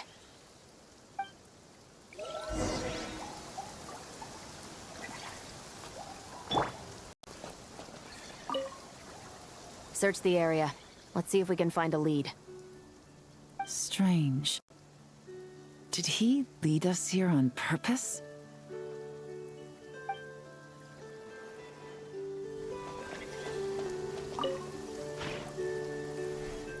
These records look suspiciously familiar. Yeah. Doesn't seem very coincidental to me either. What is it? Remember when I said this group's cover was ironclad? They were always careful never to leave a trail leading back to them. The one time they slipped up, it broke the case wide open. We found a cargo manifest left behind at the scene. That's the clue that led us to Nodcry. It was a similar story on our end. And now that same manifest shows up here, among the records left behind by Ashvapati. So, he's the guy that slipped up back then? Unless it wasn't a slip-up at all. How does the same clue get left behind at two separate scenes and picked up by two separate law enforcement agencies? Thinking back on it now, it doesn't seem quite so accidental after all. No. Almost like he led us here on purpose. But for what reason?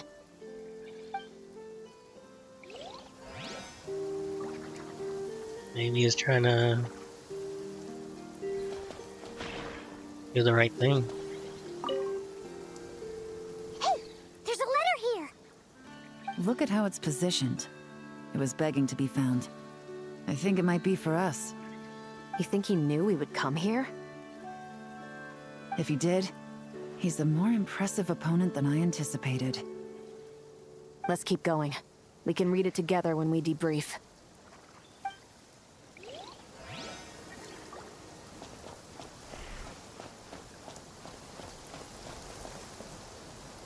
Oh, the ballista. Wait! Is this what Paimon thinks it is? It's the display model that goes with the prototype. Guess that does make him our thief. What's worse is that, with his technical background, I bet he managed to bypass the security features on the prototype. You're saying our guy has a battle-ready ballista in his possession, just waiting to be unleashed? Oh, this isn't looking good. Something isn't adding up. All the evidence suggests that he was here alone. Which begs the question, why would he unlock the ballista's features before even meeting up with his boss? That's a question for another time. We need to focus on where he's going next. This situation seems more complicated than we imagined. It looks like Ashvapati does have a connection to our criminal gang, but it might not be what we thought at first. You don't think he's working for them? Unless he's trying to get rid of them himself. Unlikely. He lured us to Nodcry, prepared those weapons on his own, deliberately put us on his trail. This is looking more and more like the work of an independent actor. Well, if we want to get to the bottom of this, he's still our best lead. Let's read the letter. That would seem to be our last remaining clue. Let's do it.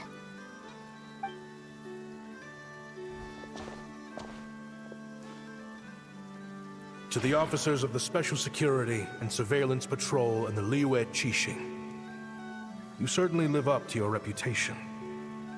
Within a single day, you were able to eliminate over half of the gang's forces. I appreciate the effort.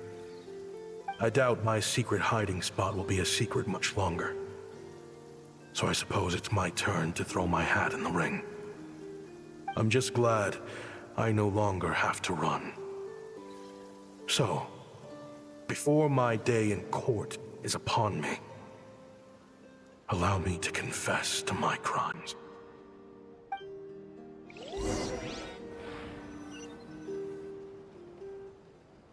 It all started with a Kashara War researcher, expelled from the academia for violating a taboo. He had dedicated his life to the pursuit of knowledge. But when he found himself in the desert, it wasn't even worth a pail of water to quench his thirst.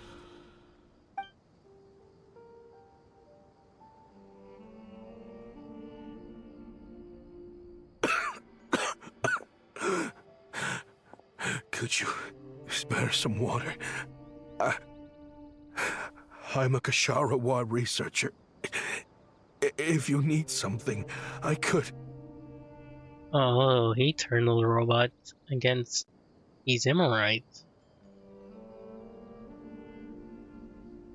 Because they were using them for evil. Oh, that could be it. Researchers like you are a dime a dozen. Smart as a whip until you find yourself in the desert. Then, you're lucky to survive the night. Are you mocking me? No, son. Just still trying to figure out why I've got such a soft spot for strays like you. Here, give me your canteen.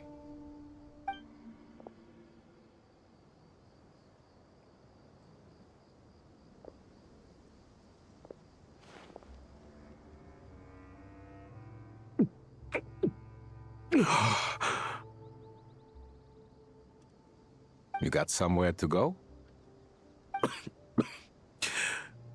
Not really. Thanks to this water, though. At least I can rule out the bottom of a vulture's stomach. Now you're talking like desert folk. You could always join my band of misfits. What would I do? Gather food, guard our water source, just like everyone else I've taken in. Of course, if you have something you're good at, you're welcome to show it off. Every little bit helps. All I know is weapons. Weapons? Yeah. I love studying them. Big and powerful ones, small and deadly ones, old ones, new ones. He was searching the bosses? Oh dear. I believe the essence of Kashara War research is embodied in weaponry, and the pursuit of this kind of technology is what pushes the world forward. My lifelong goal has always been to become a foremost expert on all kinds of weapons, so I can invent even more advanced ones. So I might have borrowed a few sensitive techs without permission, but you see the vision, right? The higher-ups in the academia just didn't understand. The academia could have 1,001 reasons for exiling you out here, and it still wouldn't matter to me, son. All I care about is what this specialty of yours can do for us. Hi. I can help upgrade your weaponry. That should come in handy in a dangerous place like the desert, surely. True, weapons are essential to life here in the desert. Most folks get them when merchants happen to pass through. But when it comes to protecting the people here, this scimitar in my hand is more than enough. The kind of weapons you're talking about are overkill for a place like this. Overkill? Really? Our group is lucky. Our ancestors learned how to protect the oasis from the sandstorms to prevent it from drying up. Plus, we're pretty far off the beaten path. Helps us avoid conflict with other bands of Eremites.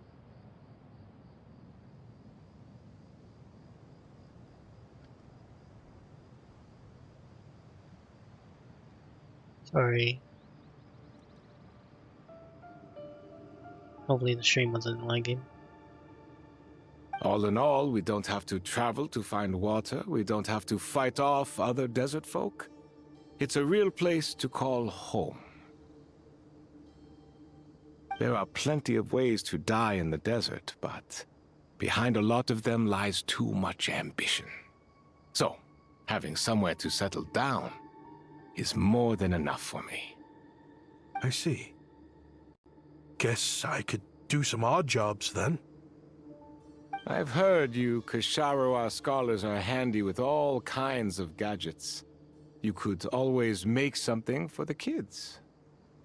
You mean, like, toys? Yes, if you wouldn't mind. It'll give them something to do. Life can get boring out here. All right, then. And just like that, a Kasharawar scholar at the cutting edge of his field ended up in the desert, making toys for children. It got boring from time to time, but all in all, those days were quite pleasant. The Eremites accepted me as one of their own, and all the children loved me. Looking back now, I wish I could have lived like that until the end of my days. But then, those despicable people showed up, and it changed everything. Don't rush me. These materials are in short supply. Oh, they've got a lot of nerve showing their faces back here. Send the gem? It has been a while. Well, we have a right to this oasis too. Our ancestors were part of the group that discovered it. You hated this place. After that giant sandstorm when everyone else was trying to figure out how to help, you got out of Dodge the first chance you could get. Because I knew better than to be stubborn. Stay in one place too long around here, and it might just be your grave. You abandoned this place. If we'd done the same, the Oasis wouldn't even exist anymore. You gave up your right to be here a long time ago. I heard they joined another band of Eremites after leaving us, but got kicked out. I bet they're only crawling back to us now because they've got nowhere else to go. Chief, should we drive him off? I'd like to see you try. I'm warning you. You won't get rid of us that easily. Leave them be. This oasis has always been big enough to sustain more than one group of people. It's not worth spilling blood over. All that matters is keeping the people here safe. At the time, I didn't think much of it. Just Chaim Wazet being the kind-hearted man he always had been. And so, normal life continued, much unchanged. Well, mostly. You can take the scholar out of the academia, but putting your life's work behind you is easier said than done. I often found myself flipping through my collection of blueprints and sketches. The ruin drakes scattered around Sumeru were of particular interest to me. As far as I knew, no one had been able to analyze or reproduce the technology within those mechanisms. But I was able to design a kind of lure to bait them into attacking a specific target, in effect, turning them into a weapon. Somehow, the new arrivals at the Oasis must have caught wind of it, because they soon started taking an interest in me. Hope you don't mind me asking, but is that a weapon you're researching? I do mind, actually. It's none of your business. Rumor is you used to be a researcher at the academia. All that knowledge going to waste out here in the sticks. What a shame. What do you want? I want to team up. The rules and red tape that got you kicked out of the academia, they don't exist in the desert. You could take this research to the next level. As things stand, all you've got is a blueprint and a pipe dream. But what if you had access to the right funds and materials? What are you suggesting?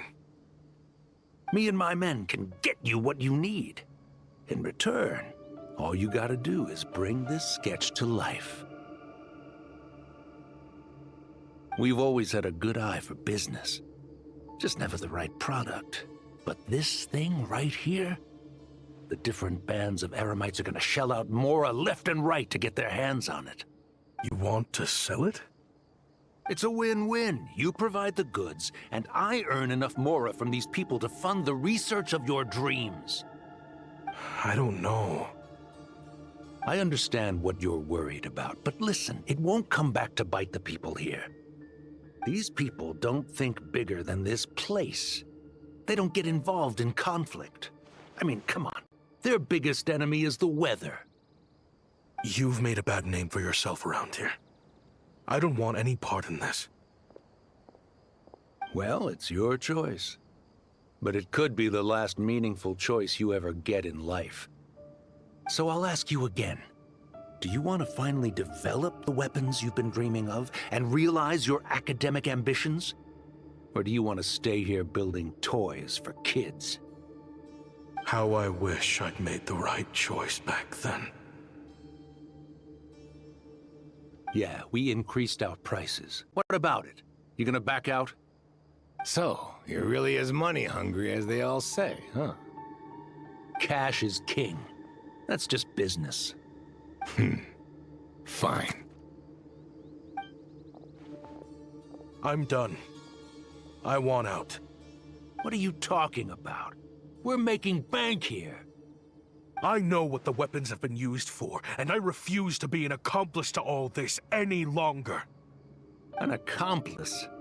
Listen, that's got nothing to do with us. People would be at each other's throats with or without our weapons. So they die to a machine instead of a scimitar. What difference does it make? Can't you sell more than just weapons? Surely this can't be all the Eremites are interested in buying. If you want to make the big Mora, you gotta push what sells. That's just how it is. And that right there is why I want out. Fine. I've made more than enough to leave this dump in the dust anyway. If you want out so bad, have it your way.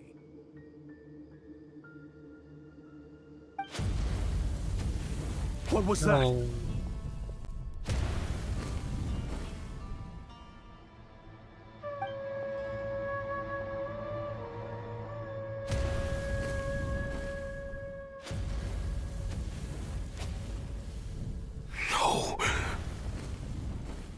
Aw, that's terrible.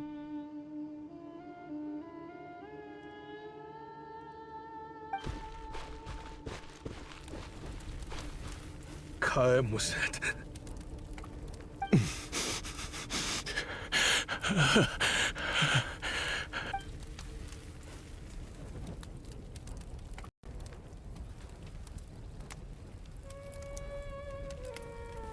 How did this happen? You won't find a tribe in this desert without enemies. People have tried to steal water from this oasis in the past, but Kaem Wazet drove them off. Guess his enemies have been holding a grudge this whole time. You sold weapons to his enemies. But he took you in when you had nowhere to turn. You owe him your life. Why would you do this? It was the perfect excuse to drive up the price, that's why. It was only later that I found out. This wasn't the first time Senegem and his men had turned around and stabbed their allies in the back. Let's just say, there was a good reason they had nowhere else to turn back then. I didn't chase after them, or try to hold them accountable. In that moment, all I could think about was saving as many people as I could, in a desperate attempt to atone for my sins. But once the weapons I designed were turned against us, the fate of this place was sealed. Even I could do nothing to prevent it. In the end, despite all the burning tents I rushed into, I was only able to save 3 children. And now, you know the full account of my crimes.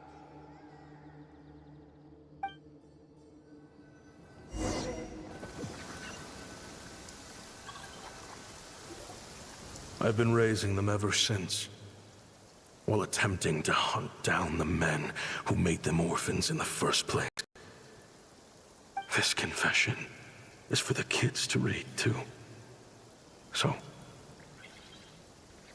I hope you'll pass it along to them. They deserve to know the full truth of what happened. I know I'm in no position to make requests, but please, help them find loving parents to take them in. Above all else, they deserve a true family. Oh, that's sweet of him. Back then, I failed to see this through to the end. But I won't make that mistake again. Jeez. If this is true... He's after the same target as us. And he's out for revenge. He even lured us to Nodcry to help him get it. I think I know what he's planning to do with those ballistas now. If I'm right, this doesn't bode well. Then we need to find him ASAP! It sounds like he's about to do something super dangerous. But we promised the kids we'd bring him back safe. I can't just let him get rid of our target either. This crime ring runs deep. There are still many other conspirators we need to track down. So, where do we need to go to find him? Oh? You got something? He knew we'd be out of the picture investigating this place. I think he decided to spring the trap that we set up. He's gonna ambush the target when he comes back to pick up the goods. Oh, snap. He's not working for them. So our original plan could have worked all along. The meeting will be happening any time now. Quick, we need to head to the rendezvous point.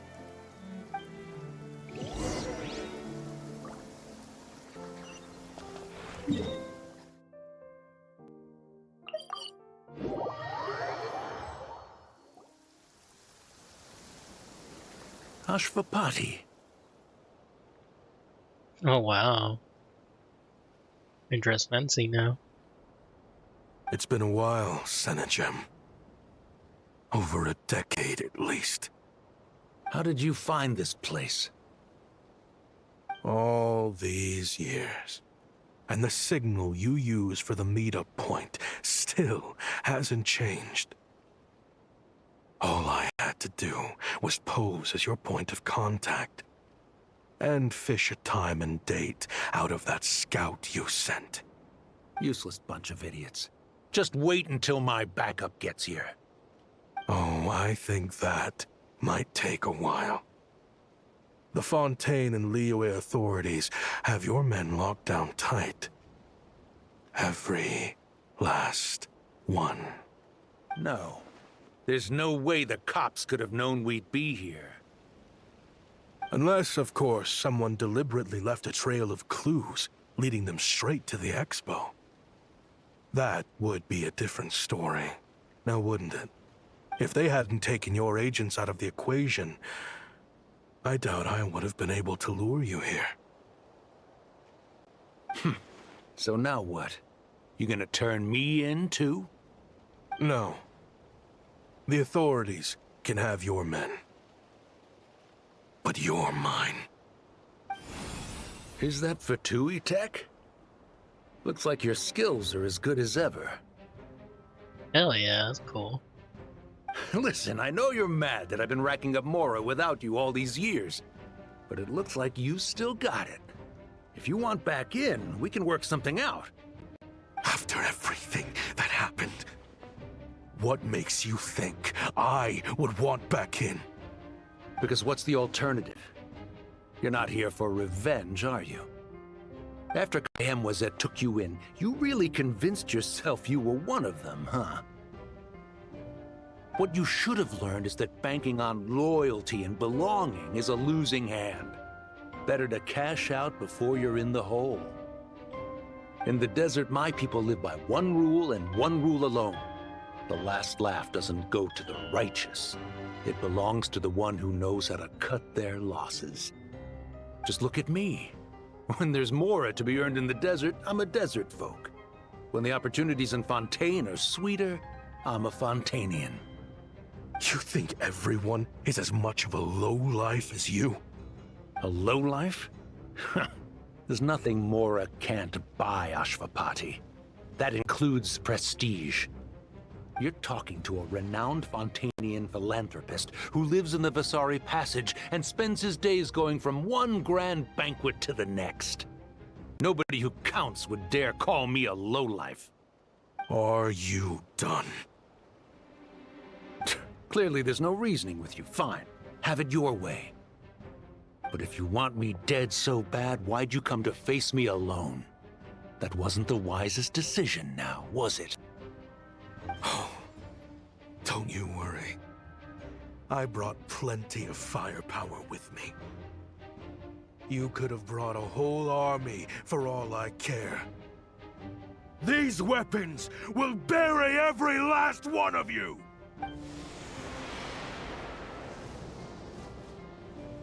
Holy cow. What the? Are you crazy? If that thing fires, you're not getting out of here alive either. Yes, that's the plan. It's high time both of us paid the price for our sins! He's lost his mind. Get him! Start breaking his bones until he removes this barrier. Hold it right there, all of you! Otherwise, I've got enough firepower to go around, too. The Maison Gardiennage! You got here sooner than I expected. Hey! What's that in the sky? Looks like bad news! Ashvapati, you have my word that these people will face the judgment of the Fontaine courts. Remove the barrier and come with us at once. Fontanian justice is too merciful for them. You should leave us. Stubborn fool. Auntie, Neb, and Raya are waiting for you. I don't deserve them. I have to atone for the things I've done. What is it you feel you need to atone for? Weapons research? You're from Liyue, right? Your ancestors were the first people to master the recipe for gunpowder.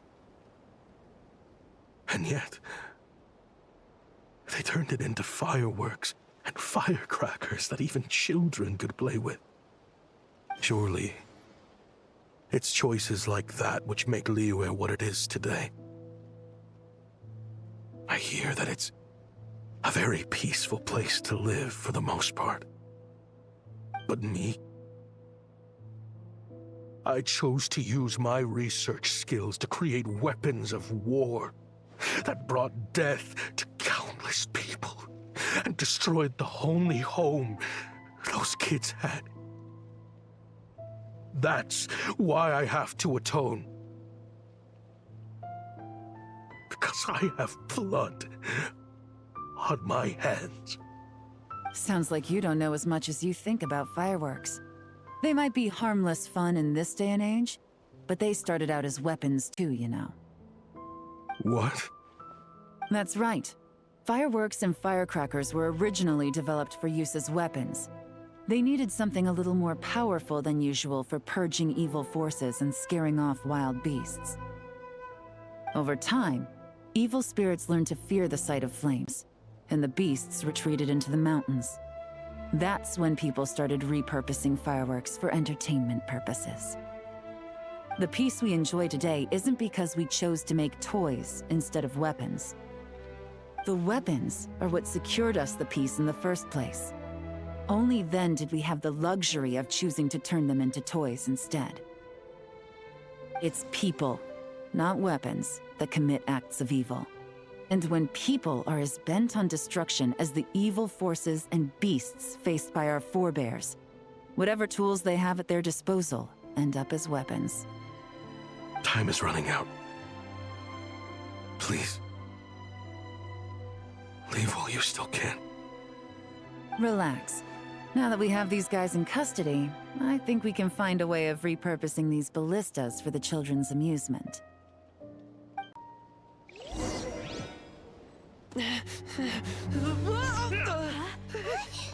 Oh, that punk again.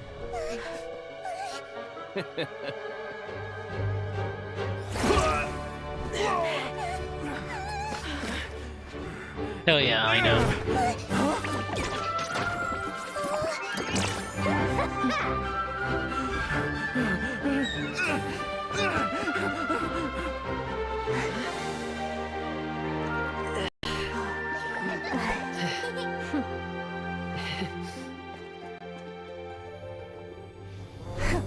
I knew they were looking for trouble, but they messed with the wrong manager.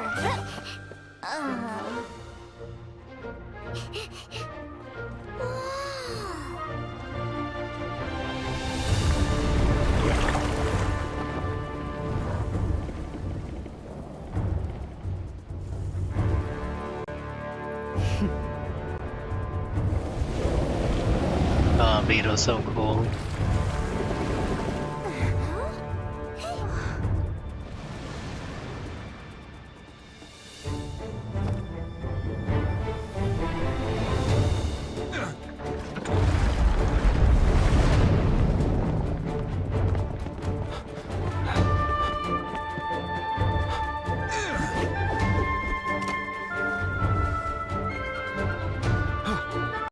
Captain, we're in position!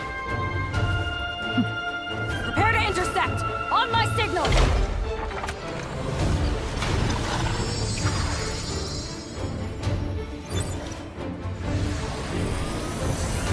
Fire!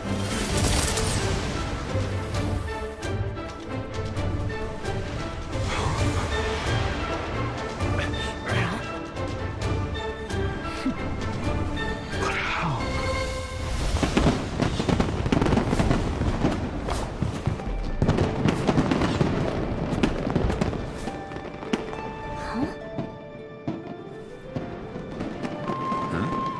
A fireworks show?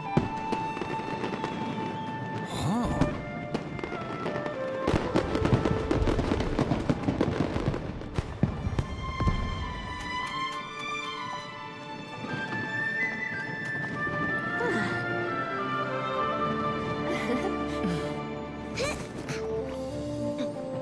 Recording mode on. Has this always been part of the show?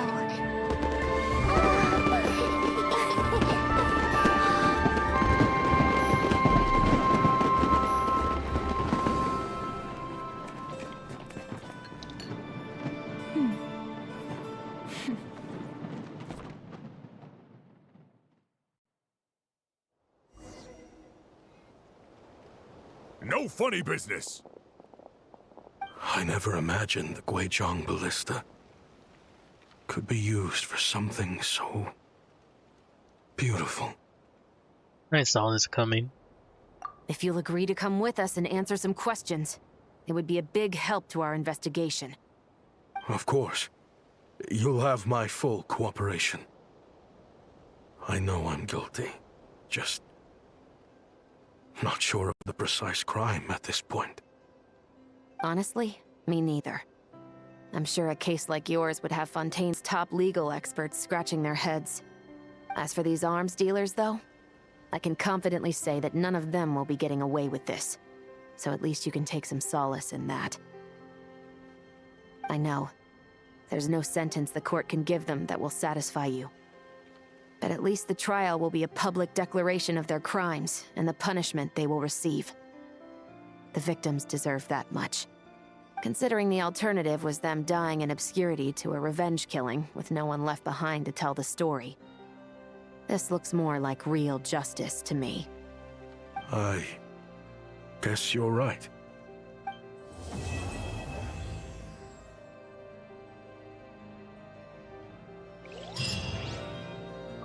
That was really cool.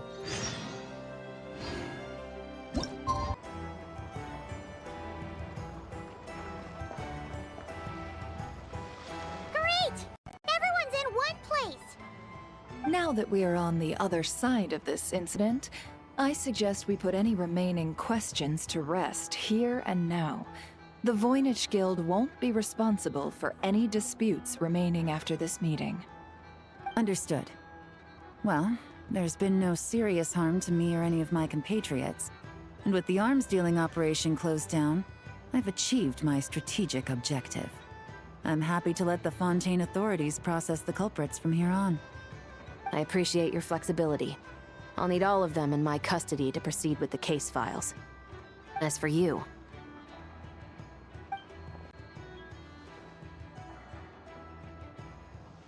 Given your association with the Voynich Guild, I suspect the boss of the Curatorium might raise some objections if I insisted on bringing you into custody as well. Then what do you propose, Miss Chevreuse? While pursuing one of the suspects in this case, it was unfortunately necessary for me to destroy a certain signboard in Nasha Town. Is that an official confession, officer? What I'm suggesting is that I don't file charges against Ashvapati, he stays here, and in return, you don't seek damages for the signboard. Sound fair? Deal. Huh. That went surprisingly smoothly. Paimon figured it was gonna be a whole ordeal. Uncle Ashvapati, we... They told us the whole story. Everything you've done. Even so, we still want you as our uncle. But If you'd been less trusting of the promises these men made to you back then, and left some weapons for your own people to defend themselves with, maybe things would have turned out differently. The way I see it, your crime wasn't the weapons research itself. It was failing to use that knowledge sensibly, to protect the ones you cared about. Yeah. You're absolutely right. Well then, what are you waiting for? The chance to atone for real is staring you right in the face. Children, from now on, I will protect you with my life. Traveler, Yelan, on behalf of the Fontaine authorities, it has been a pleasure working with you both. I wish you all the best. I have plenty of other business to attend to, so it's probably about time I got going as well. Looks like you're a free man. I guess, but even if they won't arrest me, I still have a lot to answer for. I joined the Voynich Guild with my own agenda and nearly ruined their reputation. Are you really gonna let me get away with that? After you joined us, it didn't take me long to find out that you'd lied about nearly everything. Everything except your desert origins. That turned out to be true. I actually consider the desert my home too, so I was interested to learn who the real Ashvapati was. Thanks to the Traveler, I now know the full story. And my, what a story it is. Granted, the final chapter caused us a fair amount of trouble. But hey, sometimes that's the price you pay for a good ending. Are you serious? I mean, obviously I can't let you stay in the guild. Not after all the rules you broke. I completely understand. I'd recommend that you take these kids back to the desert. Why? The desert has been plagued by seemingly endless conflict since as far back as I can remember. But your story offers a glimpse of a different way of life. Maybe there really is hope for peace in the desert. The Sumeru of today is a different world than what it once was. With Lesser Lord Kusanali at the helm, who knows where the possibilities end? Maybe you could rebuild the home these kids once knew. I'm flattered, really. But that was a lifetime ago. I'm sure the sandstorms will have buried any last trace of that oasis by now. Sure, we could put up a few tents and call it a settlement. But what then? It would be a brutally harsh existence. There's no way around it. Where there's Mora, there's always a way. Hello, my dear customer. Why don't you discuss your needs with me? If you can dream it, you can buy it. So Mora is the answer, huh? All right. Say I wanted to buy a hometown for these children. You telling me I can buy that from you? Don't take her so literally. Oh, it's annoying. Don't take her so literally. She's just doing her sales pitch. Sure can. Huh? Ta-da! I present to you one magical gemstone created by none other than the renowned mage Alice herself. Simply plant it in the ground and a spring will instantly start growing. Before long, you'll have yourself a fully fledged oasis. And the best part is, it's designed to work flawlessly, even in the most arid and sandiest of deserts. Of course she has that. What the? Huh. Looks genuine to me. Goodness. They always say you can find everything at the Nodcry Trade Expo. Turns out it's more than just marketing hyperbole. Still, surely a treasure like this must cost the world. As much as I'd love to buy it, I don't think I'm the kind of clientele you're looking for. Actually, this could be your lucky day. The mage who tasked me with selling this insisted on setting the price herself, and she priced it as whatever keeps the kids happy. Needless to say, I could have found far more lucrative options. But alas, none of them would be worth breaking a promise to a mage over. Whatever keeps the kids happy? So what is that in Mora? Good question.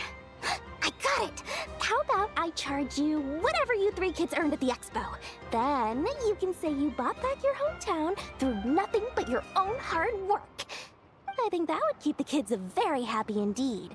Wouldn't you agree? Deal! Hooray! Aw, that's very sweet. Well, this was a strange turn of events. You never know what to expect with Dory. I think it's safe to say that this was one of the more memorable trade expos.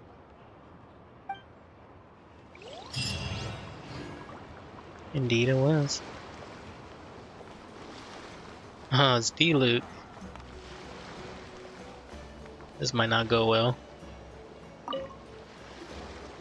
I can't believe you came all this way to investigate me. Still, as a member of this expo, I'm protected by the Voynich Guild. There's nothing you can do to stop me. I know. That's why I'll be taking this up with them directly. It's been a while. What brings you here this time? Are you representing the Dawn Winery, or are you here as Owl? Take your pick.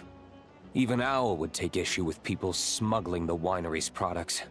I understand, but please be assured that I would never pit the rules of the Voynich Guild against the interests of the Dawn Winery. Our long-standing collaboration is far too valuable to me for that. No faction exists in Nodcry that can impose their will on everyone else. The rules we have now are a result of the tug-of-war between them all. In any case, I only allowed this gentleman to sell his so-called Dawn Winery vintage here because I'm confident that it poses no threat to our collaboration.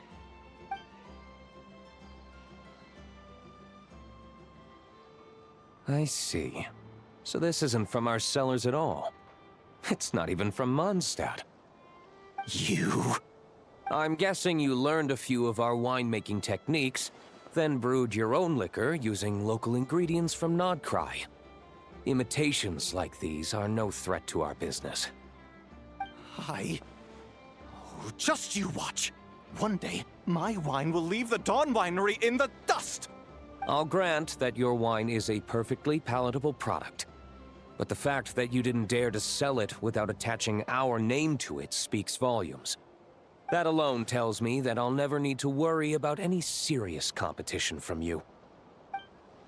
Leaving so soon? Can't I persuade you to come to the Curatorium of Secrets for some tea with me and your two old friends? Hey there! It sounded like you were discussing some pretty serious business, so Paimon didn't want to interrupt. I'm afraid I'll have to decline. Really, That's dude? a shame. Next time you're back in Mondstadt, pay a visit to the Angel's Share. At least there, I can offer you a genuine Dawn Winery vintage. Sorry, I talked over Never. That's cool.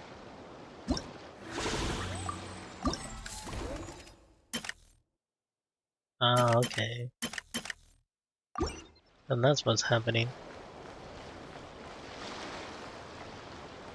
Hey! It's Chaska and Slolly. Oh, she's gonna be mad with him. See, Lolly, I've been told that the merchants here are all protected by the organizers. I'm afraid confronting him myself will be more trouble than it's worth. Ah, do I have to do everything myself? Oh, please, Granny Eatsley, have mercy! Yeah, beat him up. Chaska! Say, Lolly! What are you... It's a long story. Basically, a few members of the Flower Feather clan brought word from Nodcry that someone was selling Wyob fragments at this expo. Pretty serious stuff. So I brought Seat Lolly here to get to the bottom of it, and hopefully keep things under control. Oh.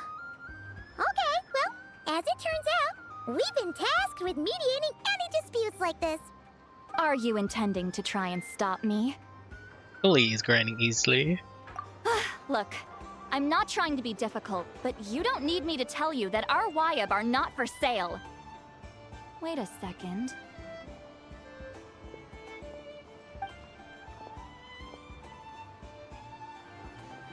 This is just a shard of a Wyob pillar, and its power is long gone, so it no longer has any connection whatsoever to the Wyob. So, tell me, how much did they pay you to ship these out of Natlan? About 800,000 more apiece. What? Apparently, people outside of Natlan don't know all that much about our culture. Some people take one look at those pillars and start bragging that they found a Wyob fragment. I didn't want to correct them, because that way I could drum up the price. Ugh, forget it. Since you asked me so nicely, I'll let him stay here until the expo's over. No point making a mountain out of a molehill. Thank you, Granny Easley. Oh, thank you, Granny Eatsley. Oh, don't start thinking you're off the hook. Once this is over, you're going straight to Biram to face the music.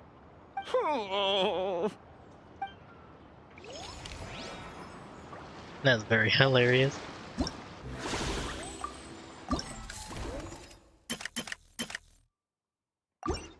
Okay, there we go. Oh, it's Allison. Oh, I forgot her name. Nicole. Hey, it's Alice and Nicole! Why, hello, Traveler and Paimon. We're seeing a lot of Alice lately. Are you looking to buy some stuff from Dory?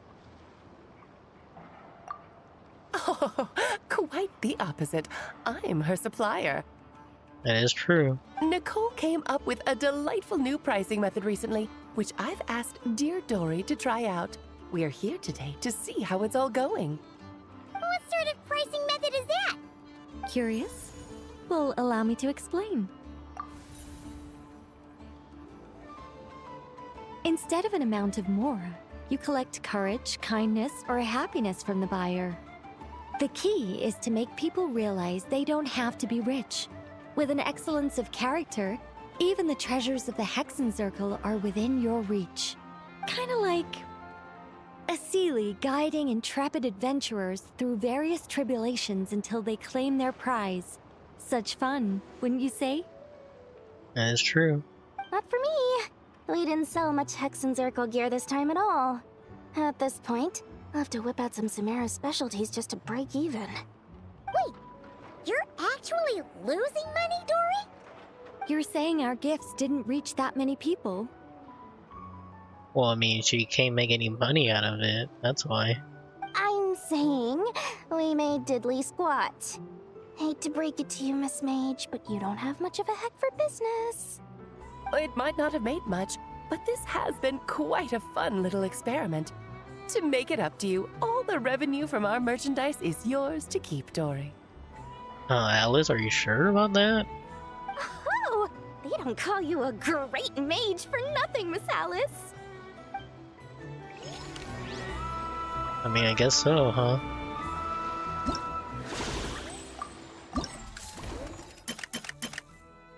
Oh, Jehoda, of course. Or she would be the last one. It's almost time for the expo to end. I'm asking for half a month's leave once we wrap this up. Finally got time to relax, huh, Yehoda? Yeah, thanks to you. Oh, things are pretty calm right now. Should be smooth sailing from here on out. Sorry, but I've got a problem over here. Same here. Yoda! You just jinxed it! Someone made off with a batch of my goods using the goods first, pay later method. I thought the guild was the guarantor, but then I went to redeem my money and no dice. Oh dear. The same thing happened to me. Goods first, pay later? That convenience is for exhibitors only. It works because their goods stored in the warehouse can be used as collateral. The buyer did have guild supplied certification. In that case, he's one of you. Pick him out of the crowd and we're good to go. The person I talked to was a tall, thin young man, but I don't see him here. The one who bought from me was on the chubbier side. And nope, no sign of him either. Wait, so it wasn't the same person? Miss Yehoda, we need help! Ati went into town a while back and we haven't heard from him. What? Why would he do that? He wanted to use the mora we got from our exhibit to buy everyone a little something in return for looking out for us. So he headed out alone. Gods, this kid... Wait, did he have your certification from the guild with him? Yeah, he's our older brother, so he's in charge of all that stuff. Oh, this is bad. Okay, let's not panic. What happened? Remember those people who targeted Ati a while back? I'm worried they kidnapped him and are using his certification to scam goods off the other exhibitors. Sorry. Oh, this isn't your fault. Should we rescue Ati first? But Nodcry's huge. Where would we even start? We could go for the goods first, but we're dealing with a group. If they split up, it'll be impossible to nab them. Oh, come on, Yehoda, come on! You promised Boss Nephew to uphold the guild's reputation, and you promised the kids you'd protect them. This is all falling apart. Looks like you're down to your last option, dumpster diver. Oh, right! The Clink Clank Crisis Control Switch! Clank Clank Crisis Control Switch activated. Oh, I remember the robot voice. Awaiting orders. Awaiting orders. Awaiting orders. Oh dear. Whoa! Oh, Joe has her own little army now. Activating the switch gives you temporary control over all the robots in Notcry. If you wanted, you could turn this whole place upside down. Jehoda, I hope my voice came out right. But it won't last long, so think about what you want to do first. In that case, let's get the stolen goods back first. All units, advance to rescue Ati! Miss Yehoda! Orders received. Orders received.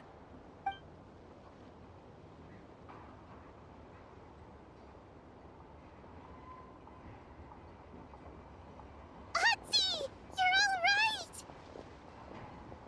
Sorry. I made you all worry. If anyone should be apologizing, it's those awful people who took you. You just wanted to repay everyone's kindness. They stole my expo certificate. Did that cause trouble for anyone? Let's just focus on one thing at a time. Inventory complete. All goods have been retrieved. See? Told ya. With the Clink Clank Crisis Control Switch, there's no problem in Notcry you can't handle. With so many bots around, we didn't have to choose between the rescue and getting the goods back. We were able to do both. I know. These kids call me boss, and as their boss, it's my job to protect them. No way I'm letting them get in trouble with the guild. Thanks, boss. I know who's a great person to have on your side, huh? To be honest, I could hug you right now. But I think I'll have that vacation first. Oh, right! I owe you a hot dog, don't I?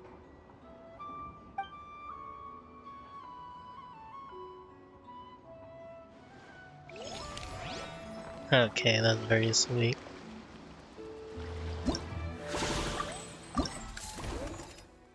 With that, that's everything. A very sweet little adventure. Sorry about all the lag that you'll probably be hearing from, yeah, part 1, 2, and 3. But I am gonna end it here.